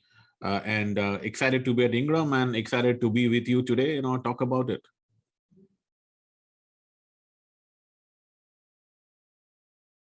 To get a strong connection with the C-suite and specifically the CEO, because I know you really pride yourself on executive engagement. It's very important. Paul has been in the role for like a month now, but before that, when I joined Ingram 6-7 months ago, we have been talking all the time, great leader and trying to, first of all, learn and share, understand where we are taking the company and working with the teams. It's very important to be aligned, and then making sure. And what excites me is that at Ingram, amazing culture, and everybody is willing to change. Everybody is willing to do the things for better, and it's just nice. I look forward to coming to work every day, and it's a feeling that when you love what you do, you don't even work for a single day. I feel like that working here at Ingram and with all the leaders, amazing, fantastic, group of leaders. But to your point, very, very important to be part of the strategy, because digital or innovation or technology cannot really happen at vacuum. It has to be tied to the core business and core strategy. And that's where it is very important that you have that connect. If you think about it, you found a company and a time in your career where you're really taking off and blossoming. You found a passion. You really you love what you do. Talk to us a little bit more about really loving what you do and loving the business you're in and helping build customers and new markets. Absolutely, Hunter. So if you look at Ingram, Ingram Micro, we are one of the largest technology ecosystem, and we have a lot of customers who rely on us to find the technology solutions and build and buy technology solutions. Where we are going is we are moving towards a more experience driven organization, where we are looking at improving building a single pane of glass for our customers globally, so that in one single experience for any customer who can actually do anything on Ingram Micro through that platform. We're also looking to improve our associate experience platform, which is our employees, and also our partners, which is our vendors, together with the power of data. So what we are doing is, one of the things, our big focus is the spirit of value-driven innovation, the spirit of bringing everybody under that common vision about here we are going to build digital platforms with the power of data, power of machine learning, working together to really every single day focus on the why and how we improve customer experience. So that really excites me when we actually show a demo of our platforms, because Hunter, people learn visually. So one of the things we do is try to show everybody in the company visually what we are building, and the smile and the delight that you see, that gives you and inspires you more and more every single day to do for that. And the last thing I will say is, when you start, people think we have innovation and you want to do adoption and adopt. I think it doesn't work that way. It's not the innovation comes initially, then you have adoption.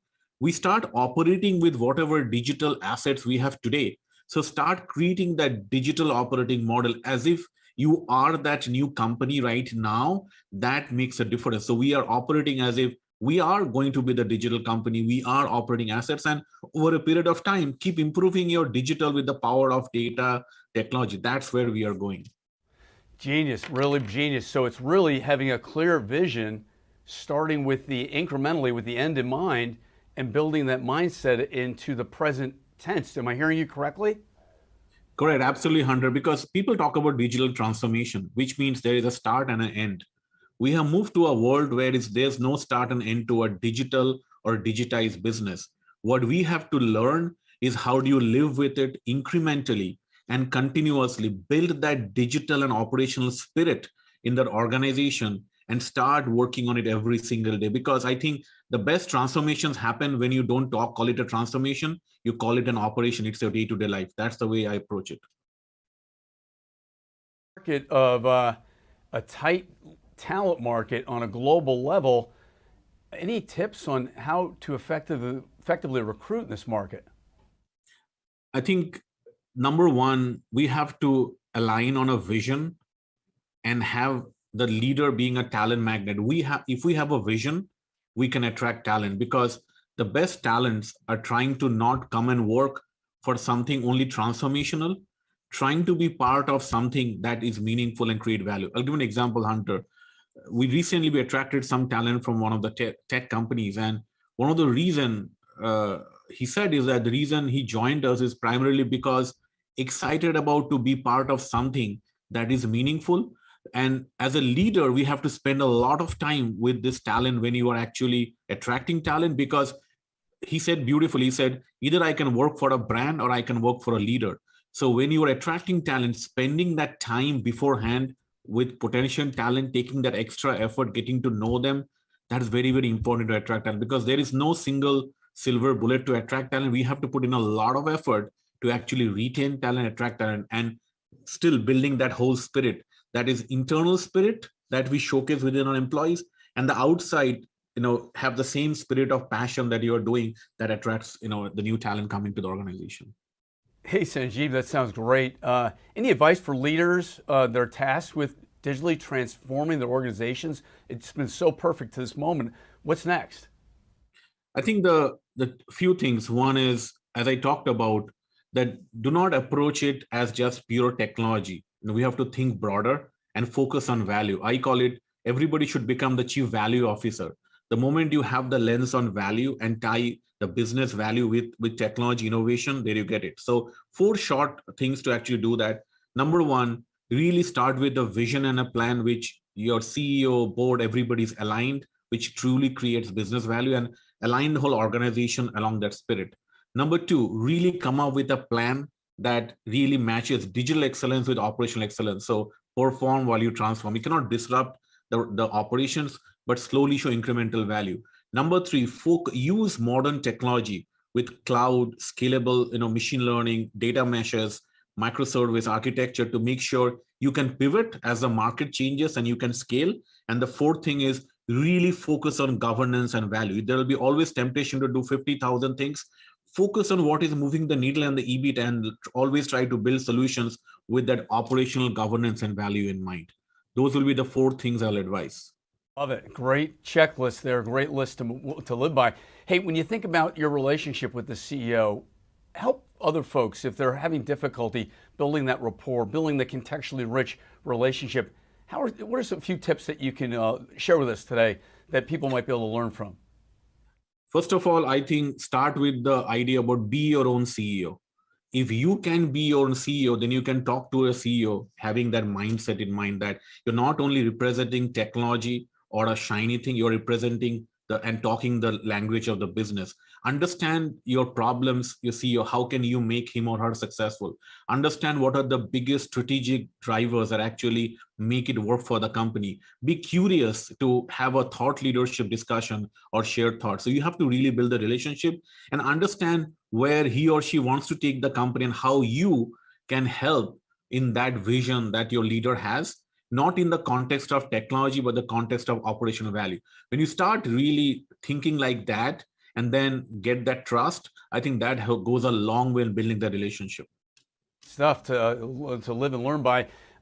Hey, Sanjeev, when you think about cyber right now in the current economic, political climate we're in, cyber is so important. What portion of the day do you think about cyber, and how important is it for you?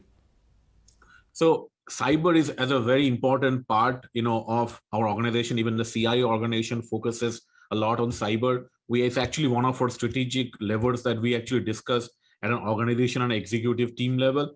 The idea is that sometimes cyber has to be, in my mind, a part of the same spirit, right? You cannot really suddenly say we should look at remedies or how critical it is. It has to be part of your technology spirit as you are building software. You have to be more proactive. So we approach is trying to be proactive, but there's a lot of work being done in cyber right now. It is something that you cannot really avoid or live without in modern day and technology. Hey, great stuff. Hello, I'm Hunter Muller, founder and CEO of HMG Strategy.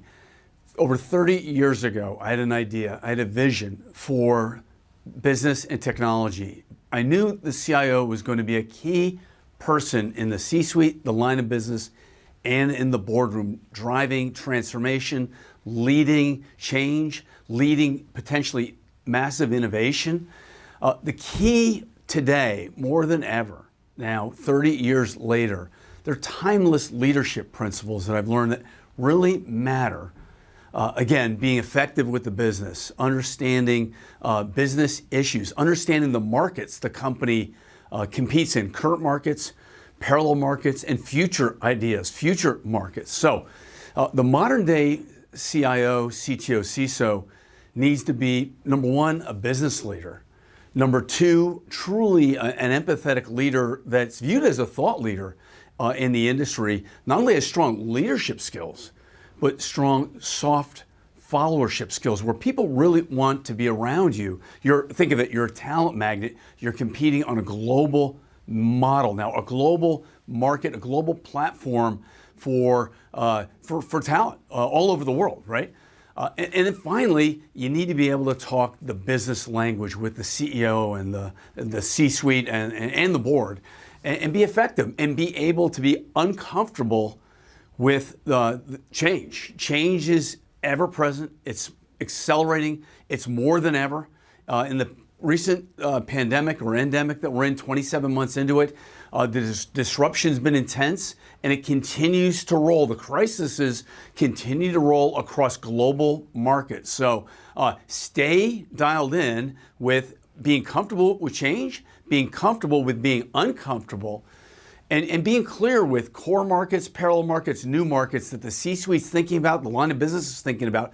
But remember, number one, be a great business leader. Understand markets, understand the business, understand that whole customer experience, how you make money, current markets and future markets. Be an influencer in the industry, be a talent magnet. Get out there, speak at summits, speak at an HMG summit, speak in the industry, be viewed as a thought leader that people want to follow. And then finally, be viewed as an empathetic leader, someone that really has a big heart, and be a great listener, empathetic leader, being open to listening to their most pressing business technology issues and needs. And remember to lead boldly, lead courageously, but lead effectively and efficiently. So today's leadership tip.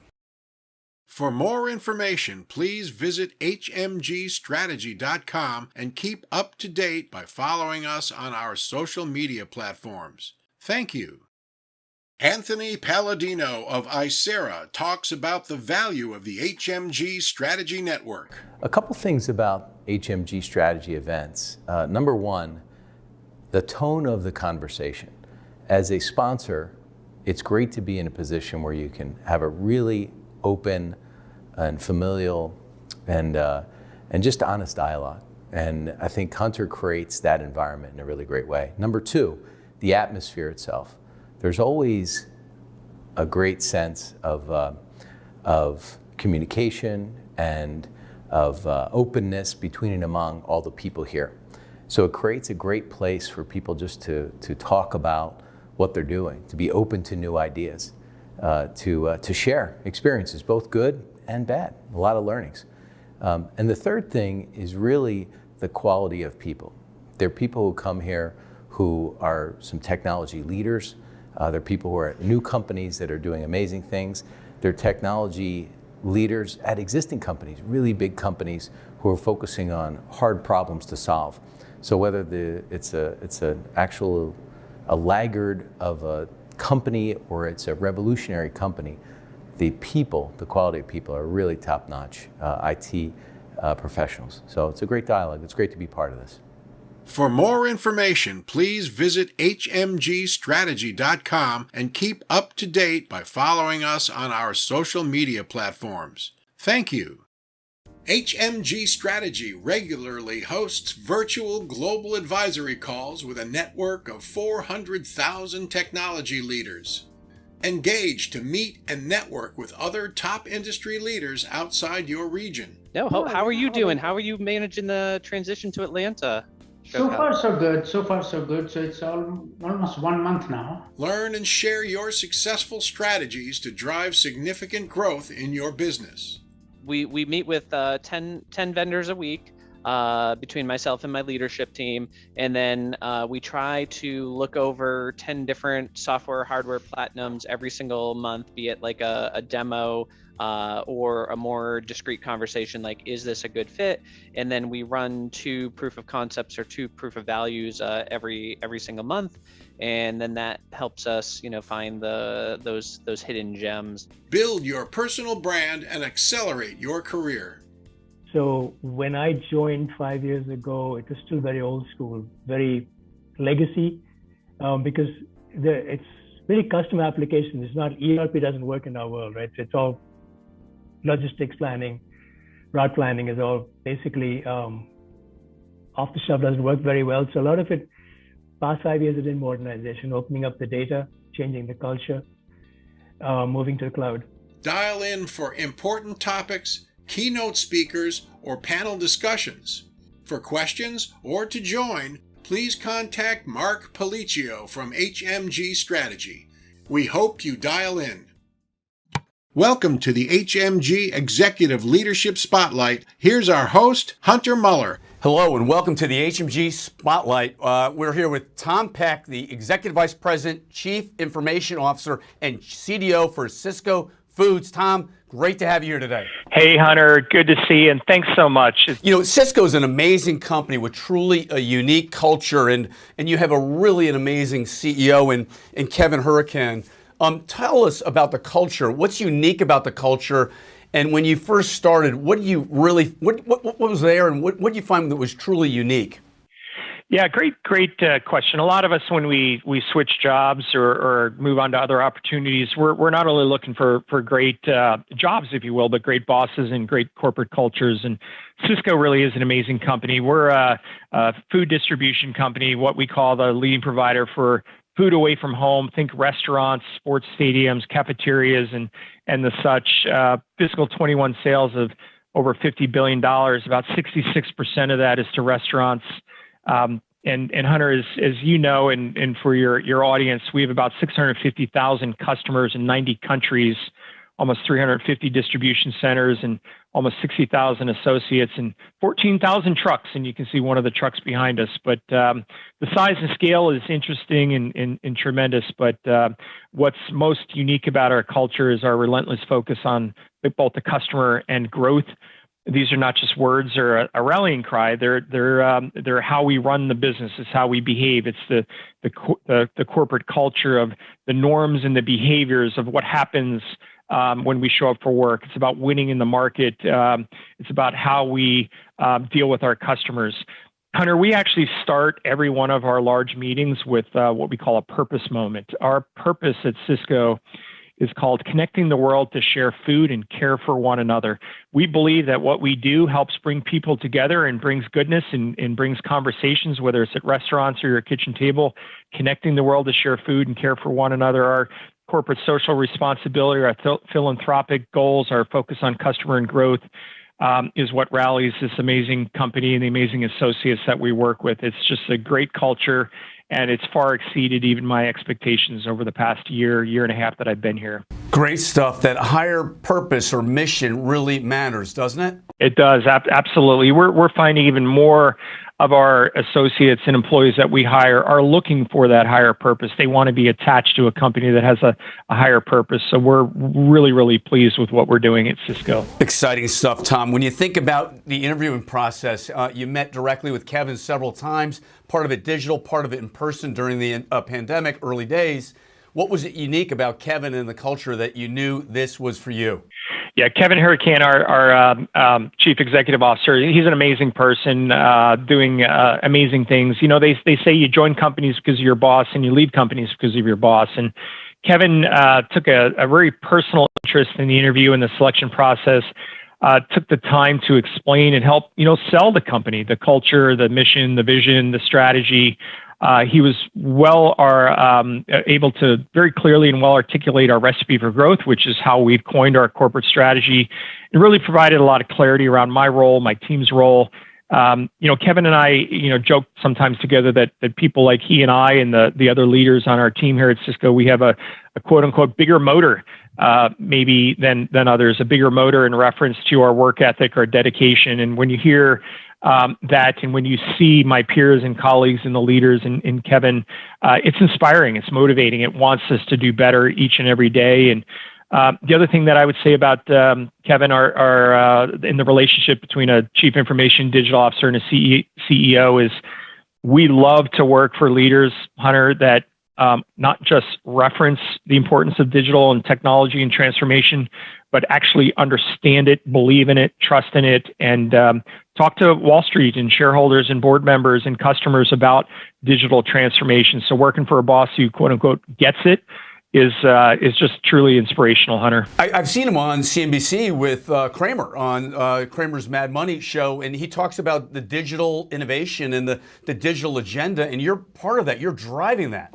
Yeah, I love seeing Kevin and Kramer talk and get into a lot of the digital transformation we're doing, and it's fascinating when you hear the two of them talk on CNBC. And viewing Cisco, who's traditionally a business-to-business logistics and trucking and food distribution company, known as an innovative company, known as a growth company, known as bringing new innovative ways of servicing our customers, but also the customers of our customers, the restaurants and the dining establishments that you go to. So it's really a great time to be here and a great time to hear our story. Hey, Tom, you had a really interesting time and point and place when you joined. And Kevin said, hey, we really do need to reimagine and reinvent ourselves, or this is a crisis, right? All of a sudden, everything was disrupted. People weren't going to restaurants. So in a way, you had a chance to whiteboard a whole new world, or in an open space with Kevin in the C-suite, reimagining, reinventing the platform, the ecosystem, and a frictionless customer interface.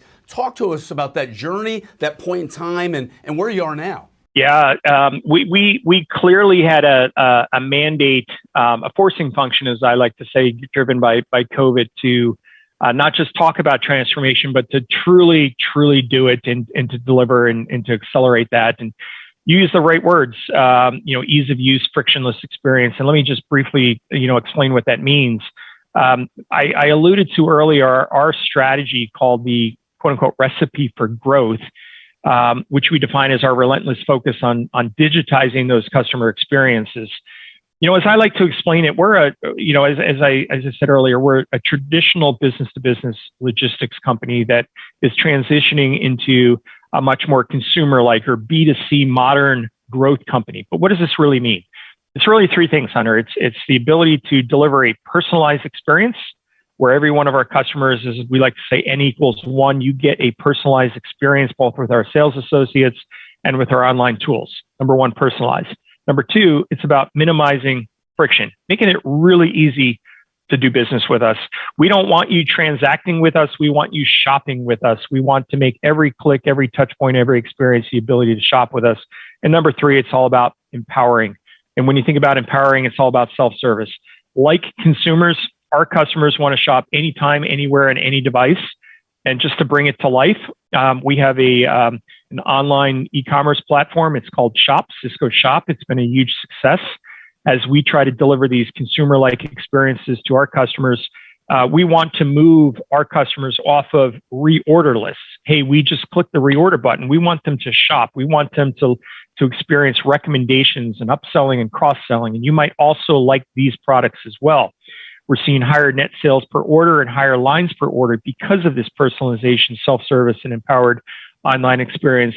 And we're projected to be up 33% year over year on our online sales and customer place orders at a record high. So it's really a true success story on driving consumer-like online that came out of this pandemic, Hunter. A really great success story. Interesting stuff. Wow, great work. When you think about a pivot, or more importantly, the acceleration of the digital strategy really starting to hit revenue in the register, what happened? When did it all of a sudden accelerate? Yeah, it's a great question because people like me and my peers and colleagues, we've been talking about transformation and digitization for years and perhaps even decades. But this pivot and acceleration point that you allude to, over the last year or two, that forcing function that I called it, we had no choice. We had to do something now. We had to help our customers reinvent themselves. It started with maybe some simple things that we might take for granted sometimes. Introducing the concept of QR codes for touchless menus, changing how and when we do deliveries, changing minimum order quantities, accelerating how we infuse artificial intelligence into our tools and into our supply chains so that we could really focus on delivery. In today's market, when you've got some cost of goods sold, inflation, worker pressures, fill rates might be pressured. Brand loyalty is something that you traditionally can't rely on. Our customers want execution. They want innovation. They want creativity. And I think the huge lesson here for all of us, Hunter, is you need to transform and digitize before crisis. You can't be reactive. You need to anticipate. You need to see around those corners, as we've heard people talk about. Because, during a crisis, you can either hunker down and try to survive, or you can do what we did at Cisco. We went on offense. We're winning. We're emerging stronger, And we clearly did the latter. We clearly went on offense, and we're clearly trying to get ahead and perform and innovate before the next crisis. Thank you so much for coming on today's program. It thrills me to no end to nominate you as a 2023 Hall of Famer for the Global Leadership Institute. Amazing stuff. You're a dear friend. We go back over a decade, and we love collaborating and working together. Thank you so much, Hunter. To you and your HMG team, you do amazing work. The work you do to support us, to network us, to teach us, to educate us, to put us in front of each other. I'm just privileged and honored not just to be recognized with this award, but to be part of your ecosystem, to be part of your circle. So thank you, Hunter. It's truly an honor and privilege to be part of your team. Great stuff, Tom. Thanks so much. For more information, please visit hmgstrategy.com and keep up to date by following us on our social media platforms. Thank you. HMG Strategy regularly hosts virtual global advisory calls with a network of 400,000 technology leaders. Engage to meet and network with other top industry leaders outside your region. No, how are you doing? How are you managing the transition to Atlanta? So far, so good. So far, so good. So it's almost 1 month now. Learn and share your successful strategies to drive significant growth in your business. We meet with 10 vendors a week between myself and my leadership team. And then we try to look over 10 different software, hardware platinums every single month, be it like a demo or a more discrete conversation like, is this a good fit? And then we run 2 proof of concepts or 2 proof of values every single month. And then that helps us, find those hidden gems. Build your personal brand and accelerate your career. So when I joined 5 years ago, it was still very old school, very legacy, because it's really custom application. It's not, ERP doesn't work in our world, right? It's all logistics planning, route planning is all basically off the shelf, doesn't work very well. So a lot of it, past 5 years, is in modernization, opening up the data, changing the culture, moving to the cloud. Dial in for important topics, keynote speakers, or panel discussions. To join or to be a speaker, please contact Mark Policio from HMG Strategy. We hope you dial in. Now, a quick message from HMG Strategy founder and CEO, Hunter Muller. It's great to be here with you today.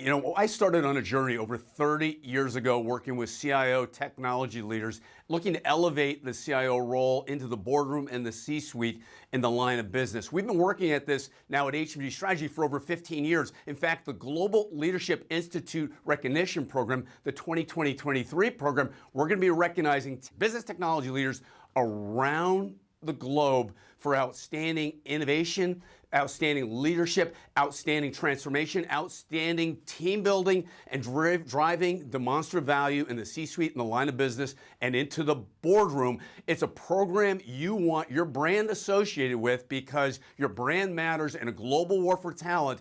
We elevate you on our global media model, the HMG Global Digital Media Platform, branding you as a top thought leader in our industry, someone to follow, someone to watch, and someone you want to be with. So, hey, get recognized or nominate your peer, your colleague, your team member around the globe. It's truly the only #1 global program in the world, bar none. I'm just privileged and honored not just to be recognized with this award, but to be part of your ecosystem, to be part of your circle. So thank you, Hunter. It's truly an honor and privilege to be part of your team.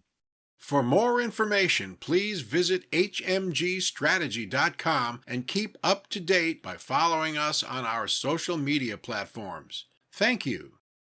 Here's what you missed from the latest digital summit. But think of SASE as really a framework or a guiding light of how we can approach network and security kind of in this dispersed model that we're living in today, where we need to secure our remote workers at home.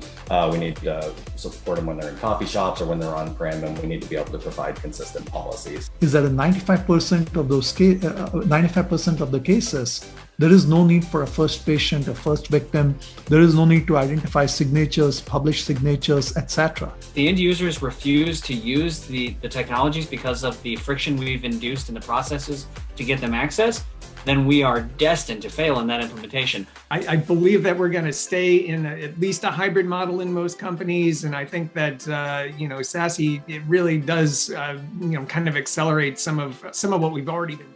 To attend an upcoming event, visit hmgstrategy.com.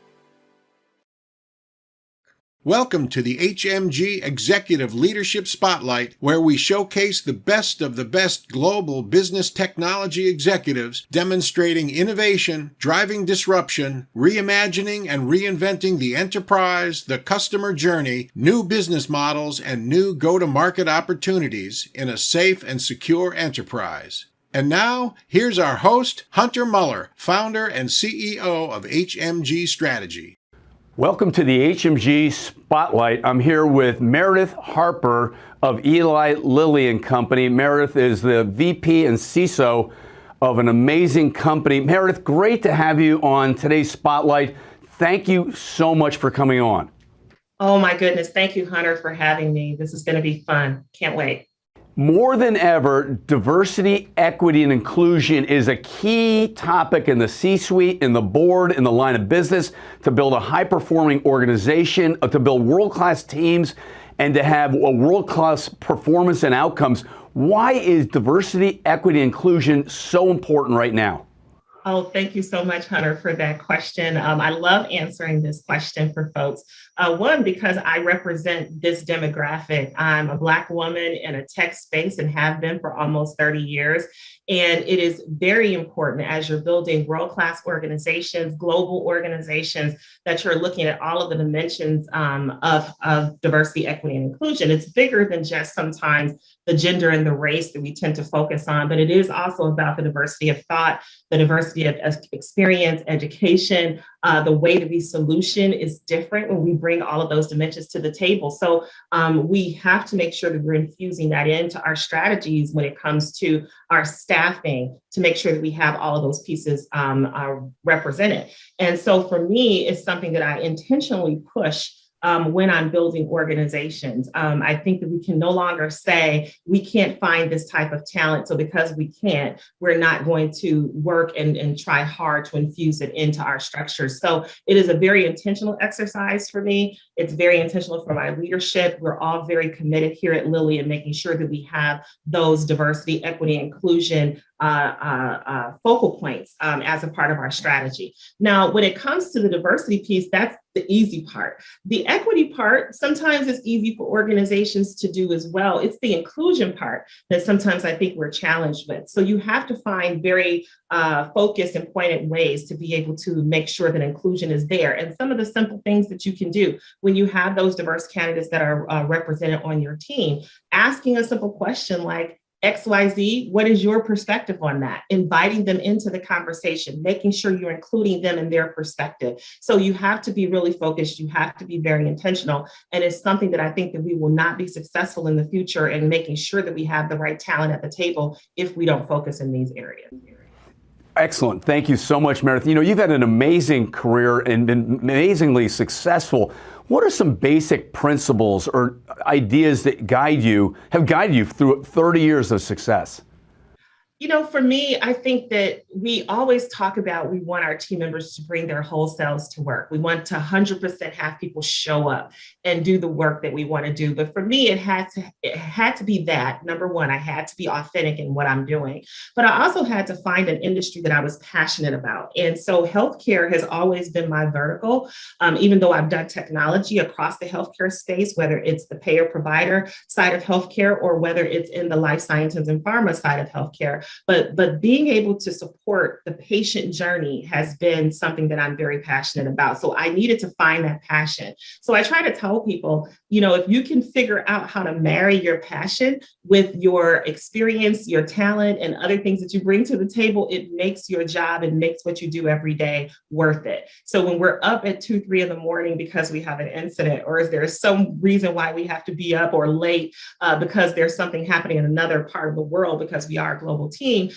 you don't fuss as much because this is something that you're really passionate about. So I think I've been able to marry those two things together. How can I continue to care for patients, even though I don't touch them every day? The work that we do enables those who do touch them to do the job that they have to do and do it effectively. So I need to have that as a part of what I do. The authenticity has to be there. And I think also I'm pretty transparent as a person and a leader. I share my experiences, good or bad. And I think that that also helps as I'm developing the next layer of leadership or the next layer of talent. So the fact that I've been able to do all three of those things have made this a great journey over the last almost 30 years now. Perfect answer, really spot on. Hey, question for you. What is the mission for Eli Lilly? And then what is your why or your passion or your mission as it relates to the vision and the mission of Eli? So it's back to the whole patient again. So our job is to bring health and healing to people around the world to make lives better for them. So we want to make sure that your life is better. And how do we do that? By delivering medicines and therapeutics and devices to you that allow you to do that. So that is our mission. People are at the center. The patient is at the center of that. And so again, it aligned very cleanly with what my personal mission is in terms of helping people. We want to make sure that that health and healing is always there, whether it's the delivery on the provider side or whether it's the delivery on the life sciences, the pharmaceutical side. How do we make your life better? I want to know as a CISO, how do I make your life better? And Eli Lilly gives me the ability to do that every day. Great stuff. But following up on that question, this has been a global economic, a global health pandemic that we've all weathered through. How has Eli Lilly done in this global economic crisis, and how have you been so successful? Yeah, I mean, again, it's back to how can we bring life-saving support to our patient population. So when I think back at the beginning of the pandemic and everyone was very concerned about what was going to happen to the communities around us. And I remember having these conversations at Lilly about what are we going to do? Like, we can't sit back and just watch this happen. So what we decided to do is that we need to mobilize. So we mobilized teams across the Indianapolis area, and we set up one of the first drive-through testing sites utilizing one of our garages here at Lilly. And we had our clinicians, we partnered with IU Health, and we made sure that we were going to do that testing in-house. So we brought those tests where we could get people results quite quickly. So we played a very pivotal role at the beginning of the pandemic to make sure that we were helping the city and helping the community by offering these testing sites, not only to our team members, but also to those first responders. If you think back at the beginning of the pandemic, tests were not readily available. We had first responders that were not able to get some of that testing so they could know whether they're going to be safe in the field. And so Lilly rose to the occasion. And you know, we were listening to our CEO, Dave Rick's amazing speech at the beginning of all of this, is that companies get maybe one or two times in their history where they get to rise to the occasion. And that was a moment where Lilly rose to the occasion. We decided to get into the fight versus watching the fight happen and see what the fallout is. It wasn't about the competitive advantage for us. It wasn't about if Lilly can make money off of this. It was about how do we help protect the citizens of the Indianapolis community. I was so overwhelmed and so proud of that we decided to step in. You had some of my tech CISO staff team members who were working the testing sites, and we could volunteer as team members to support that. So they're in their hazard suits, they're doing testing, they're running tests back to the lab, they're being included in this effort. And so again, very proud of what we were able to do. Meredith, great stuff. Thank you so much for coming on the HMG Spotlight. An incredibly inspiring, amazing story.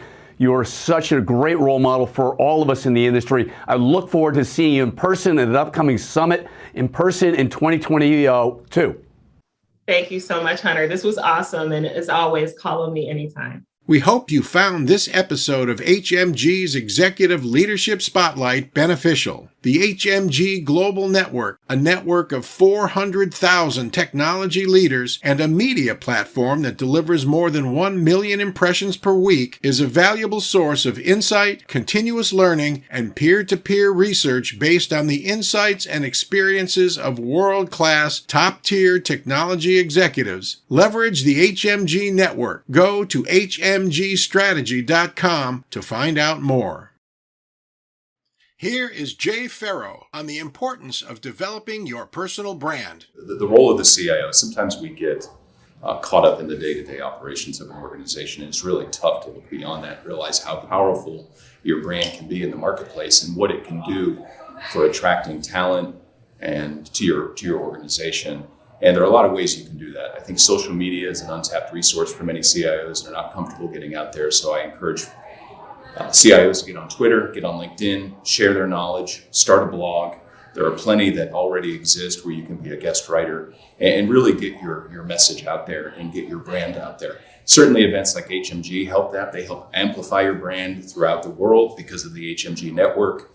So getting on the speaking circuit, getting on a panel, you don't have to conquer Rome in a day, but start small, think big, and scale fast. For more information, please visit hmgstrategy.com and keep up to date by following us on our social media platforms. Thank you. We have Kumar Ramachandran. He is the Senior Vice President of Products for SASE at Palo Alto Networks on SASE's place in today's cloud era. Kumar, welcome to today's summit. Great to have you. A complete treat to be here with everybody. Context, you're quite an exceptional individual in our industry, in our business. A little context of where you came from in your role now at Palo Alto. Sure. I joined Palo Alto about 2 years ago on April 21 of 2020. That was the CloudGenix acquisition, formally closed. I was co-founder and CEO for CloudGenix in the SD-WAN and SASE spaces. And we started the company in early 2013. And prior to that, I spent a bunch of years at places like Cisco and Citibank doing networking and security. Kumar, we've never seen this kind of transformational cycle in the last 25 months. Some folks say 10x innovation and digital transformation that occurred right in the global pandemic and now the geopolitical concerns, right? When you think of digital transformation and you think about the CISO's role with the CEO, the board, the line of business, any ideas, any tips on how to be more effective communicating the cyber profile, the cyber threats, and the risk profile of the enterprise to the board and the CEO? Yeah, the reality is that we've seen, like you mentioned, I think about 10 years worth of acceleration in enterprise architecture transformation in the course of the 10 months after the pandemic, right? People have had to scramble pretty aggressively, both in terms of setting up their networks right and in setting up security as we've dealt with this hybrid work model. And in most of my customer conversations, what's become very clear is that this new model of hybrid work, hybrid application delivery with hybrid cloud, it's really here to stay. So, what we've seen is that for our customers, a lot of these shifts in security, shifts in networking, they're essential and they've become a core part of their business. Just as an example, right? You look at a customer like Chipotle, they moved from where you walked up to a Chipotle restaurant, pointed at ingredients and grabbed your burrito, to really a place where it's a multimodal operation, right? That restaurant really has become multi-channel delivery, service delivery place. You can place a mobile order, third-party order, pick it up, touchless pickup, third-party delivery, all those things.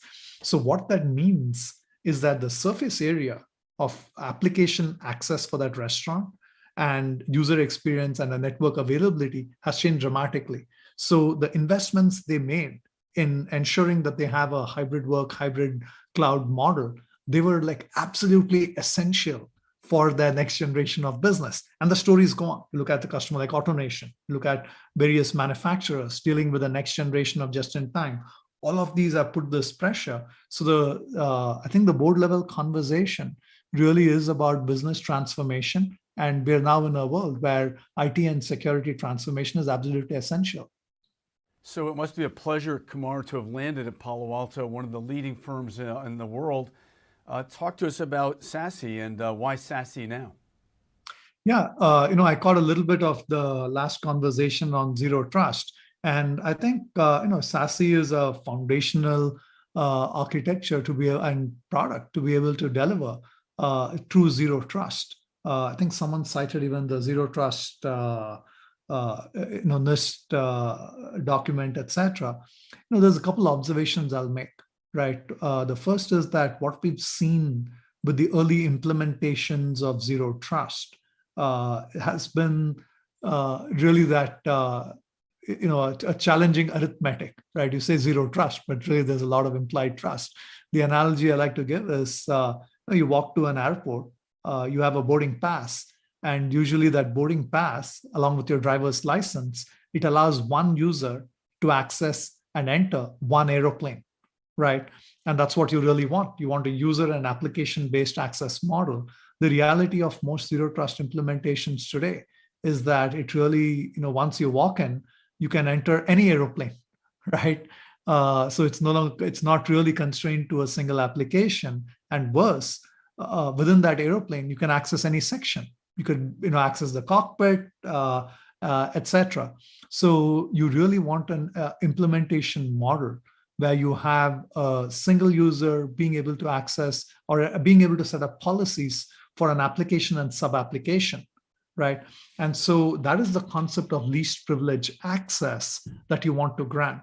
So what we've done with our SASE solution, so our SASE solution encompasses our security capabilities with Prisma Access and Zero Trust in ensuring a really great user experience and giving you all the benefits of a unified solution. So it encompasses security as well as our network with SD-WAN, and we deliver all of it as a cloud-based service.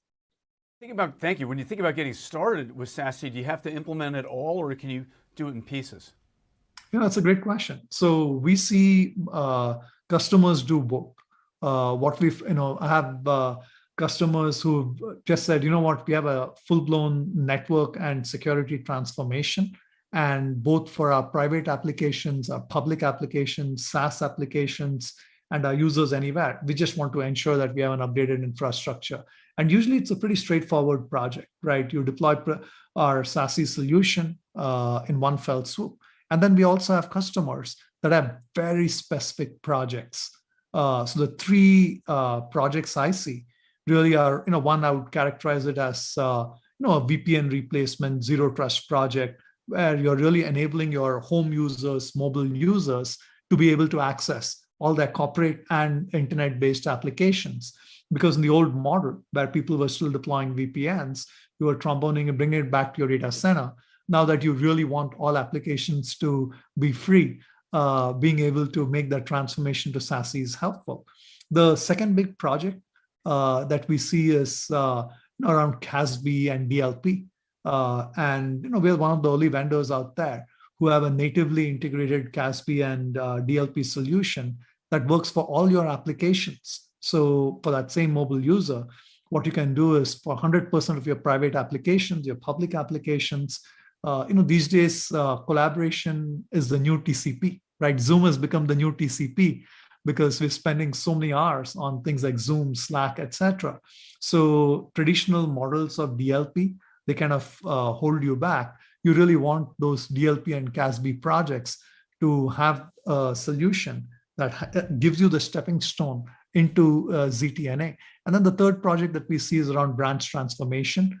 Oftentimes, what we are finding is that even for companies where people are walking back to the branch, the pressure on the network is immense, because even when you're in the office now in a hybrid work model, there's so much video collaboration going on that you really have to ensure that you have things like SD-WAN, security, all of it natively embedded. So you could start with any one of these three projects, right? A ZTNA or a CASB DLP or a branch transformation SD-WAN project. And I think you end up as long as you select the right building blocks, you can end up in a very, very powerful zero trust SASE-based solution.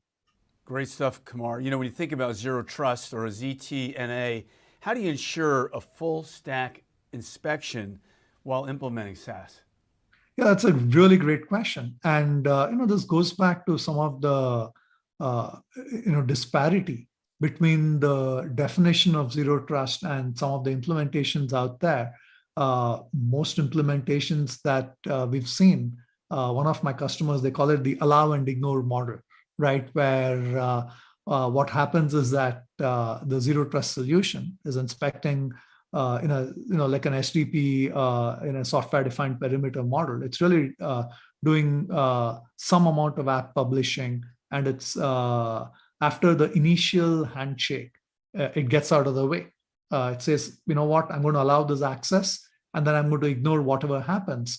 Going back to that airport example, that's as if once you get on the plane, we're not going to pay any attention to you whatsoever.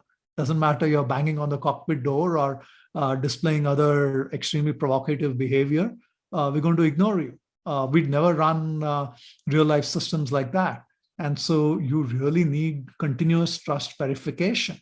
You need to ensure that it's not allow and ignore, that even after the initial handshake, initial access, on an ongoing basis, you are indeed doing deep security inspection, ensuring that data is protected, data exfiltration, it's not happening, etc. And you have to do it for all your applications, right? You can't say, you know what, United and American Airlines planes will apply those inspections. The remaining airlines will get to it when we get to it. It truly has to be a solution that spans private apps, SaaS apps, internet-based apps. And so, I think it's pretty important when we think about zero trust, that not only are we actually having narrow, least privilege-based access, but also applying deep inspection against those. Hey, Kumar, when you think about the vision of Palo Alto, the mission of Palo Alto, and R&D, right, staying ahead of the bad guys, you folks have done a lot right over the years you've been in business. An amazing success story. Vision, mission, R&D. Pick one. Yeah. So, I spent some of my early part of my career actually carrying those things called pagers that my 16-year-old daughter gets a chuckle because I still have one of those. And anybody that's held a pager and been on-call support, whether for security, for SOC operations or NOC operations, you just know that as companies and problems evolve at scale, manual interventions obviously are less and less desirable. So all of us are looking at the holy grail of automation. And I'm a big believer that most automation really starts from data. So we made a massive amount of investment in not only making sure that we have data from a variety of sources. So from a security and NOC perspective, we're able to analyze user experience all the way down when you're home, when you're mobile, when you're in a location, and we're able to look at different segments of that user experience. And we're also looking at, from a security perspective, we're looking at data at scale. So what we've done is that we've consolidated all our data lakes, and then we're able to run algorithms against them at massive scale. Here's one of the great innovations that Palo Alto has done, including in the SASE space. 95% of all new threats, they're stopped by inline ML techniques by Palo Alto. So if you let that sink in for a second, what that means is that in 95% of those 95% of the cases, there is no need for a first patient, a first victim. There is no need to identify signatures, publish signatures, etc. It's a very transformational way of defending against the bad actors. And the remaining 5%, of course, we have our industry-leading wildfire, advanced threat prevention, etc. But you're just really seeing the power and impact of that. And a lot of this only comes at scale, right? We stop 224 billion threats every single day, right? 4.3 million security updates. And so what we're doing is that we're continuing to evolve our platform such that we're able to ensure full automation of the cycle, both from a NOC perspective and a SOC perspective. So incident avoidance, right? So I spoke about 95% of new threats, they avoided with inline ML. And then there is incident detection, right? If you're trying to do incident detection, making sure there's a rich variety of sources based on which you're analyzing the information and from a rich variety of locations. And the third essential component is incident remediation. Now, to automate incidents from a remediation or automate incident remediation, you do need powerful system APIs, right? It can't just be CLIs masquerading as APIs. There has to be system-wide APIs. There has to be deep trust in the algorithms so you can actually reprogram the systems. And once you're able to do that at scale, then you get automation. Now, the reality with both security and user experience is that there's always going to be evolution. So we don't keep still at any point in time, but with the levels of investment we're currently making in data and automation, we continue to see massive impact in our customer base. Mark, great stuff. Loved having you today here on today's Digital Theme Summit. Great to have you here. Thank you so much to you and Palo Alto Networks supporting today's summit. You can learn more about Palo Alto in the Partner Pavilion on the Engage platform, plus on the HMG website in the marketplace. Thank you. Thank you.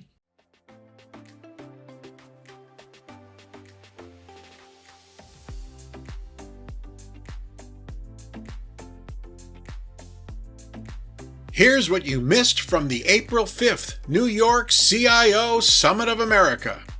But we're diversifying and innovating as we build our brand, build our platform, build our whole model. You know, we couldn't do what we do today without our partners.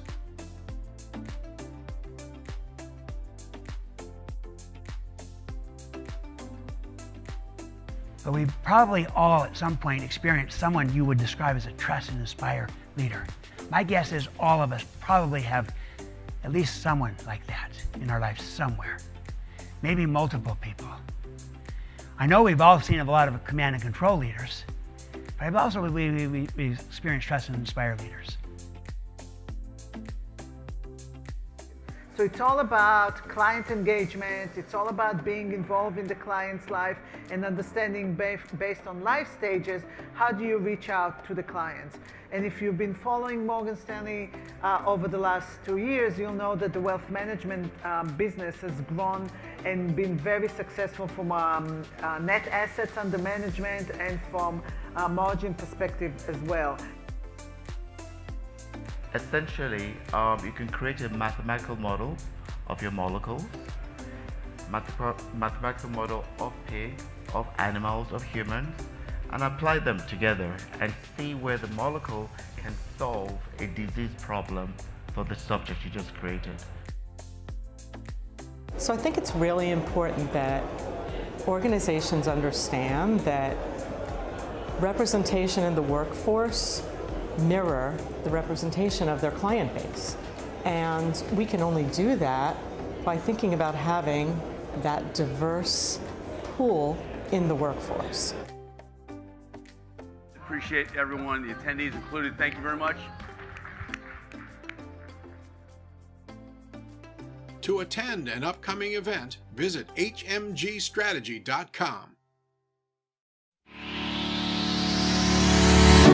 When you think of the HMG platform, the HMG network, and your engagement, what do you think of, and why do you stay connected? What do you put in, and what do you get out? I met Hunter a year and a half ago, right? I didn't know him before then, and we've had a great time working together. But more importantly, even during this pandemic, just extending your team to help our industry stay connected, keeping us learning all the time, right? This was a time where a lot of my colleagues said here, we needed to be together. We needed to feel like we had friends and strength, and we had people we could rely on.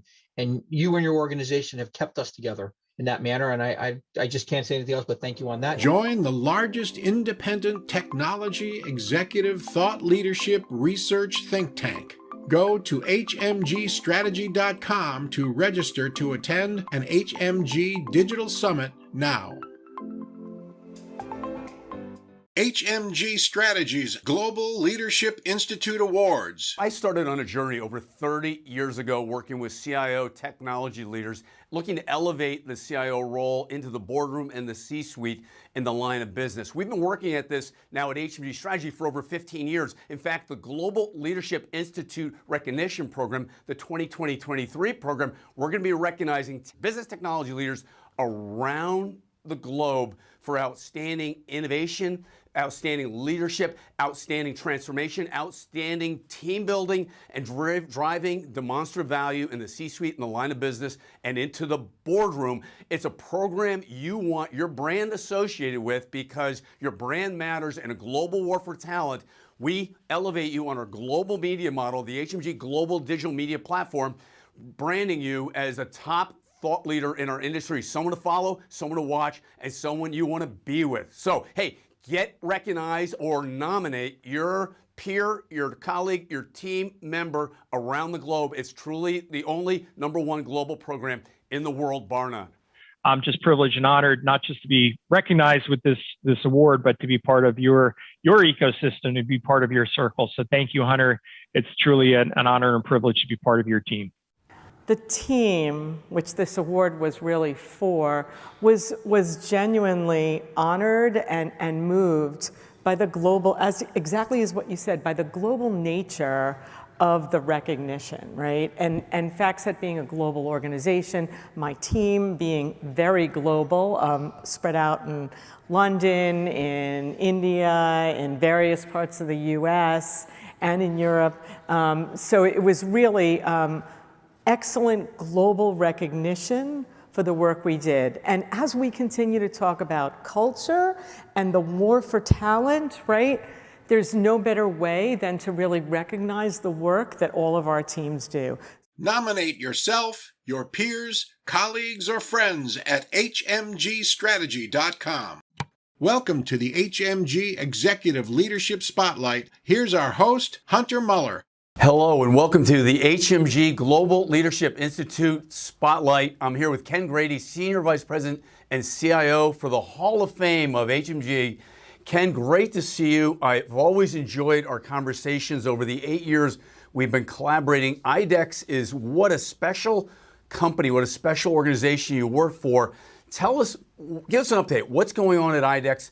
Your role's expanded quite a bit and you're doing some amazing work with your team. Yeah, thank you. I think so too. And IDEX is not a household name unless you happen to be a veterinarian or in the animal health testing space. But IDEX is, just for context, last year we closed at $3.25 billion roughly, and it's an animal health diagnostics and software company. So not therapeutics, but diagnostics and software. About 90% of our revenue last year was in the companion animal space. We also do livestock, poultry, dairy, water testing. Over 2 billion people a day rely on IDEX tested water for their safe drinking water. But so much of it is in the companion animal space. Dogs and cats, when you're taking your dog or your cat into the vet, or whatever your companion animal is.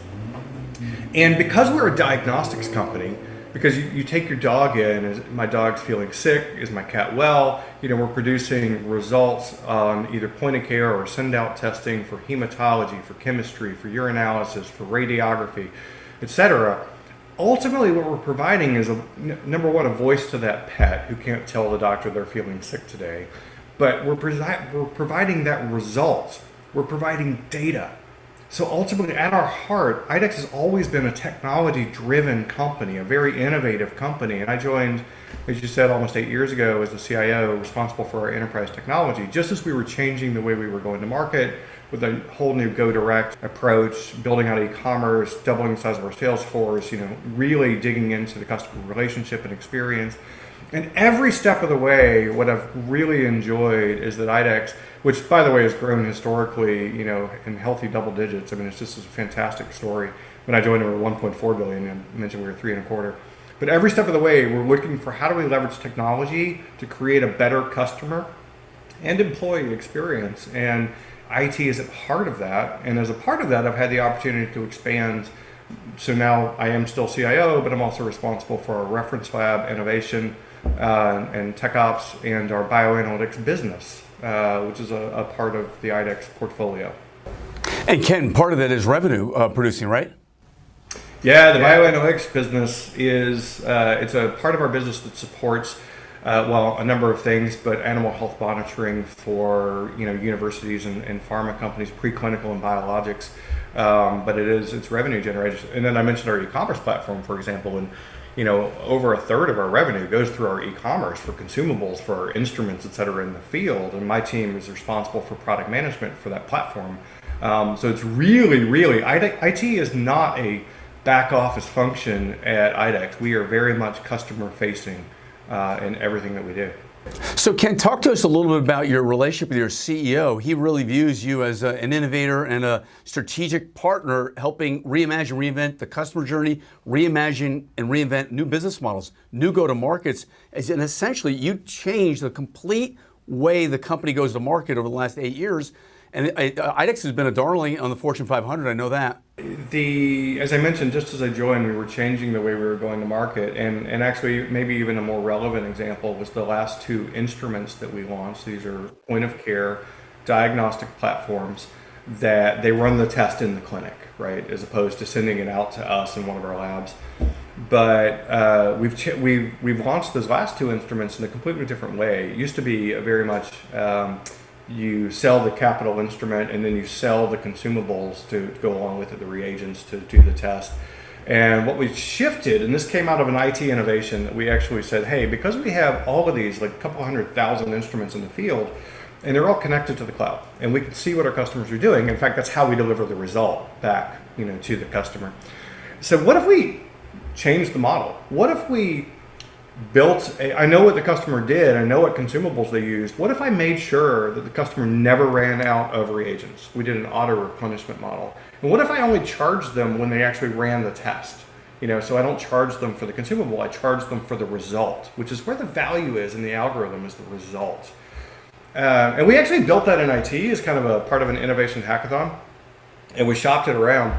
And I was like, hey, would this be interesting? This was several years ago now. And in fact, that's how we launched our last two instruments, was based on this model. And I am fortunate that our CEO, Jay Mazelsky, he was the chief commercial officer before, he took on that role 2.5 years ago, but both the former and the current CEO really view technology, as I said, as a part of how we go to market and bring value. And so I know, at some organizations, it's like, oh, I'm struggling to get a seat at the table. If IT's not at the table, they come looking, right? And say, we need you in here, because this is part of how we are actually going to create that experience and differentiation in the market. And I feel really fortunate that we continue to demonstrate why IT is investable as a part of our business. Great stuff, Ken. How did you know IDEX was for you? And I know you had a change in CEOs a few years ago. The initial CEO, did you get along with him? And was that part of the attraction beyond the space that IDEX is in? And then you had the turnover to the new CEO, and obviously a little uncertainty there. And then obviously he doubled down, and you've had a great run. Yeah, no, I really have been fortunate, and absolutely. So when I was starting my search for my next role at the time, and I was fortunate enough to have a few different options to consider, and what stood out for me and what I was looking for at IDEX was an engaged C-suite that understood that technology was an enabler, right? Absolutely. I'm passionate about life sciences and healthcare. And the space that we're in, while it's animal health versus human health, which is where I've spent the majority of my career, the science is fundamentally the same, and the impact on the industry is outsized. It's absolutely tremendous, and the runway for growth, and saying, I'm looking for an organization where I can continue to learn and contribute and help others grow as well. And IDEX ticks every one of those boxes, not to mention the fact that we're headquartered in Maine. And so I moved from the Boston area to outside of Portland, and it's absolutely a gorgeous area from a life, kind of quality of life area. That didn't hurt, but it was those other boxes that were really the driver. The main thing was just kind of, a nice to have. Great stuff, Ken. And winning matters, right? As a CEO, winning matters. As a CIO, you must have a winning mindset, because you're truly driving innovation and value creation and invention, right? Well, I mentioned, making IT investable, and it was the best advice I ever got as a young CIO, as an up and coming, was actually from a CFO. at the time. It was at Novartis, and we were talking, and he said, my job as CFO is to make the company investable. And I think it's a really interesting way to describe that, and I think it's very accurate, right? In summary, the CFO's job is to make the company investable. He said, your job as CIO, and I was a regional CIO at the time, he said, your job is to make IT investable. And it changed the way that I thought around the role and how we describe winning and value and prioritization and all the conversations that we have as CIOs with every one of our colleagues in the C-suite. Because we're all asked to do so much. Our teams are asked and pulled in different directions. And if you can take it and think about the investability, the return on investment, why we should do this versus that, why we make this recommendation versus that recommendation, and think about the dynamic, the context that we're in, where you always say it, Hunter, there's never been a better time to be in IT because the capabilities are continue to grow, right? And this is definitely not the IT I grew up in, but I kind of feel like it was the IT I was promised. And you take all that context and you help your colleagues understand the value that you and your team can deliver. That is tremendously rewarding and will earn continued investment and partnership in the C-suite. Excellent, Ken. Looking forward to seeing you soon at the summit. And thank you again for so much support and engagement over the years. Great to see you.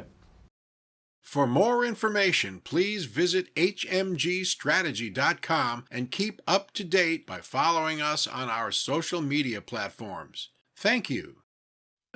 HMG Strategy, your connection to the world's foremost technology leadership network. Our goal is to create a unique experience for you, something you can't get anywhere else in our industry. Presenting highlights from our cutting-edge 2022 Financial Services CIO Executive Leadership Summit in New York City. People won't accept command and control. They want to like the people they work with. They want to be trusted. They want to know they're having impact. While we're trying to add flexibility into the workplace, if you really know your people, then the empathy just comes out and it makes you a better leader. The folks from outside definitely want to a place where they will be stable, where they have opportunities, where they can grow, but you can't ignore the talent that you have in-house.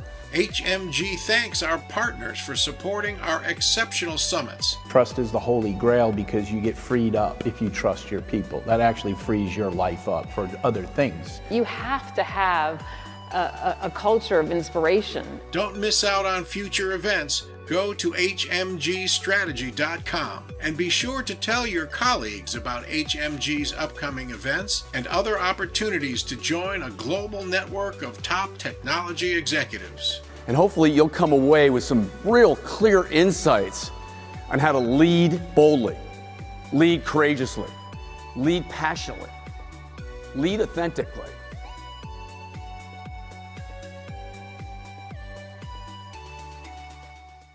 Hello, I'm Hunter Muller, founder and CEO of HMG Strategy, arguably the largest independent business technology executive network in North America. Our business technology leaders want to meet partners, vendors like you that are delivering unique solutions. Listen here to Anthony Palladino, the Chief Revenue Officer from Acera, tell you what's unique about HMG Strategy. Hi, this is Anthony Palladino. I'm the Chief Revenue Officer here at Acera. A couple things about HMG Strategy events. Number one, the tone of the conversation. As a sponsor, it's great to be in a position where you can have a really open and familial and just honest dialogue. And I think Hunter creates that environment in a really great way. Number two, the atmosphere itself.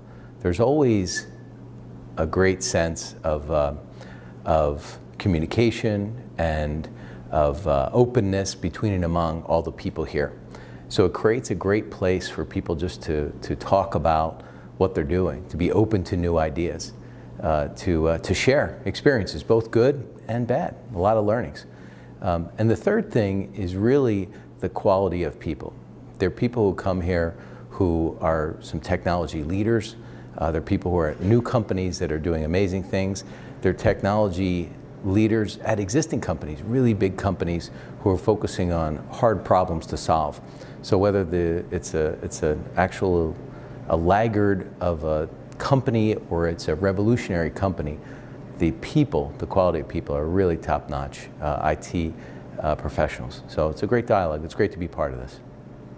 So for more information, reach out and contact Travis Drew or Rob Kowalski. Thank you, and we look forward to seeing you at a summit. Welcome to the HMG Executive Leadership Spotlight. Here's our host, Hunter Muller.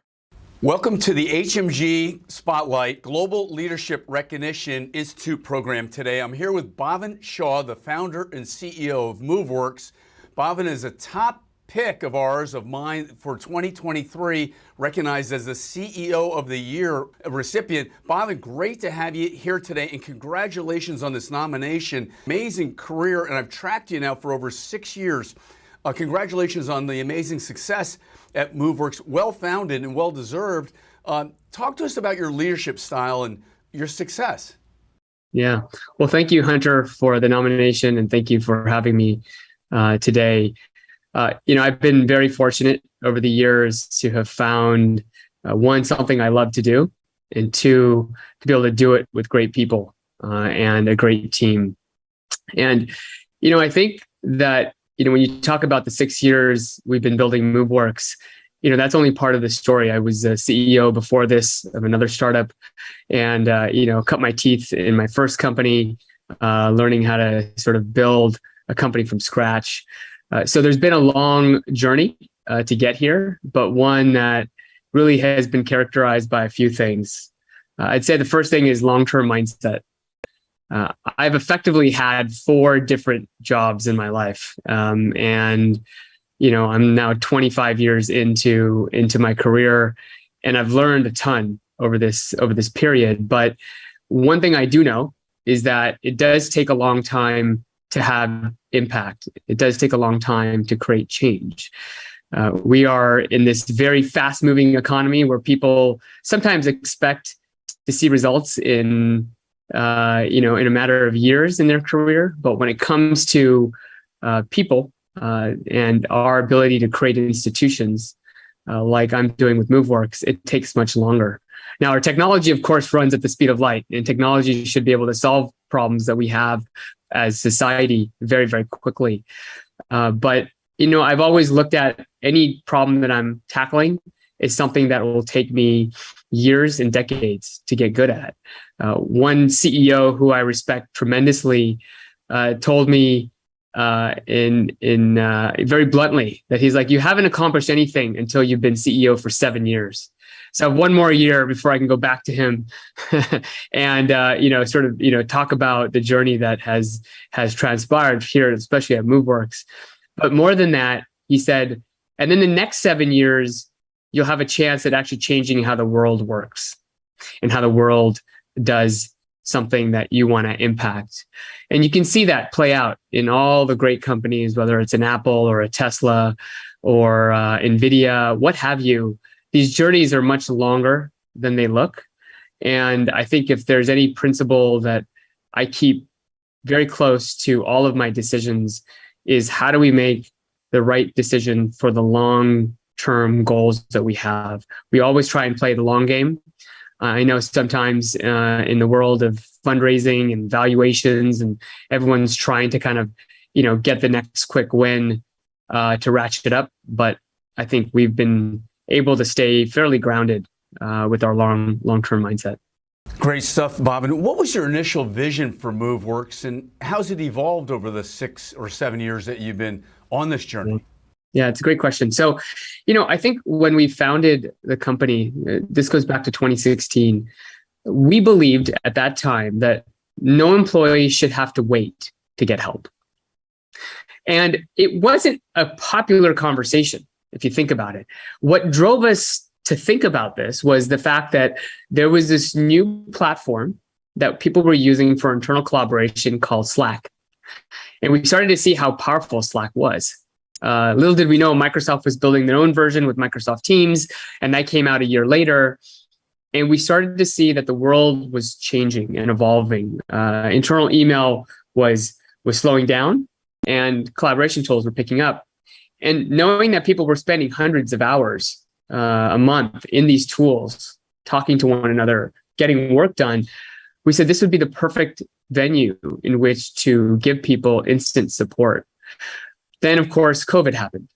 And when everyone went to working remotely, working from anywhere, everywhere, the expectations started to change. And I think as leaders, what we've learned is that, it's no longer just providing certain tools that is your job, but actually making sure it's a seamless employee experience. And so what we started to see was that there was a greater need for this, a need for every employee to get access to IT systems, to get troubleshooting help, to get questions answered, to get unlocked, all of these different tasks that would slow down their world, would slow down their ability to do the main job that they have, right? If you can't get access to Project Jupyter, well then, and that's a folder, well, you're going to get stuck until you get access to it to be able to look at whatever files you want to. So as we've journeyed through this, what we found is that our thesis was correct at the onset, but it has expanded dramatically. And that is because people are expecting more today. I think there's three main things you'll find from employees. They're looking for simplicity in their workplace. They want to know where to go if they need help and how to get that help and what to do and how to best, make sure it comes fast. Then they also want flexibility. They want to work from anywhere at any time in any language. And so they want their companies to match that and be able to be there when they need it. And then they want things to happen instant. We live in the era of instant with DoorDash and Uber. We expect everything to go really fast. And so now that we have these set of expectations, we're finding ourselves at the forefront of more than just an IT question, more than just an HR question.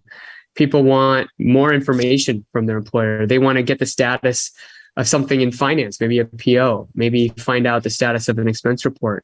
They want more and more information through this means that we've created, which is conversational AI. And I think that is really, if there's anything, it wasn't that it changed, it just vastly expanded over the course of the last few years for us. What a compelling story and vision. What is it about MoveWorks that truly makes you folks unique, truly makes your team and your unique go-to-market unique?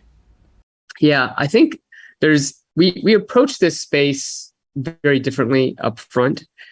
I studied a lot of enterprise SaaS companies before founding MoveWorks.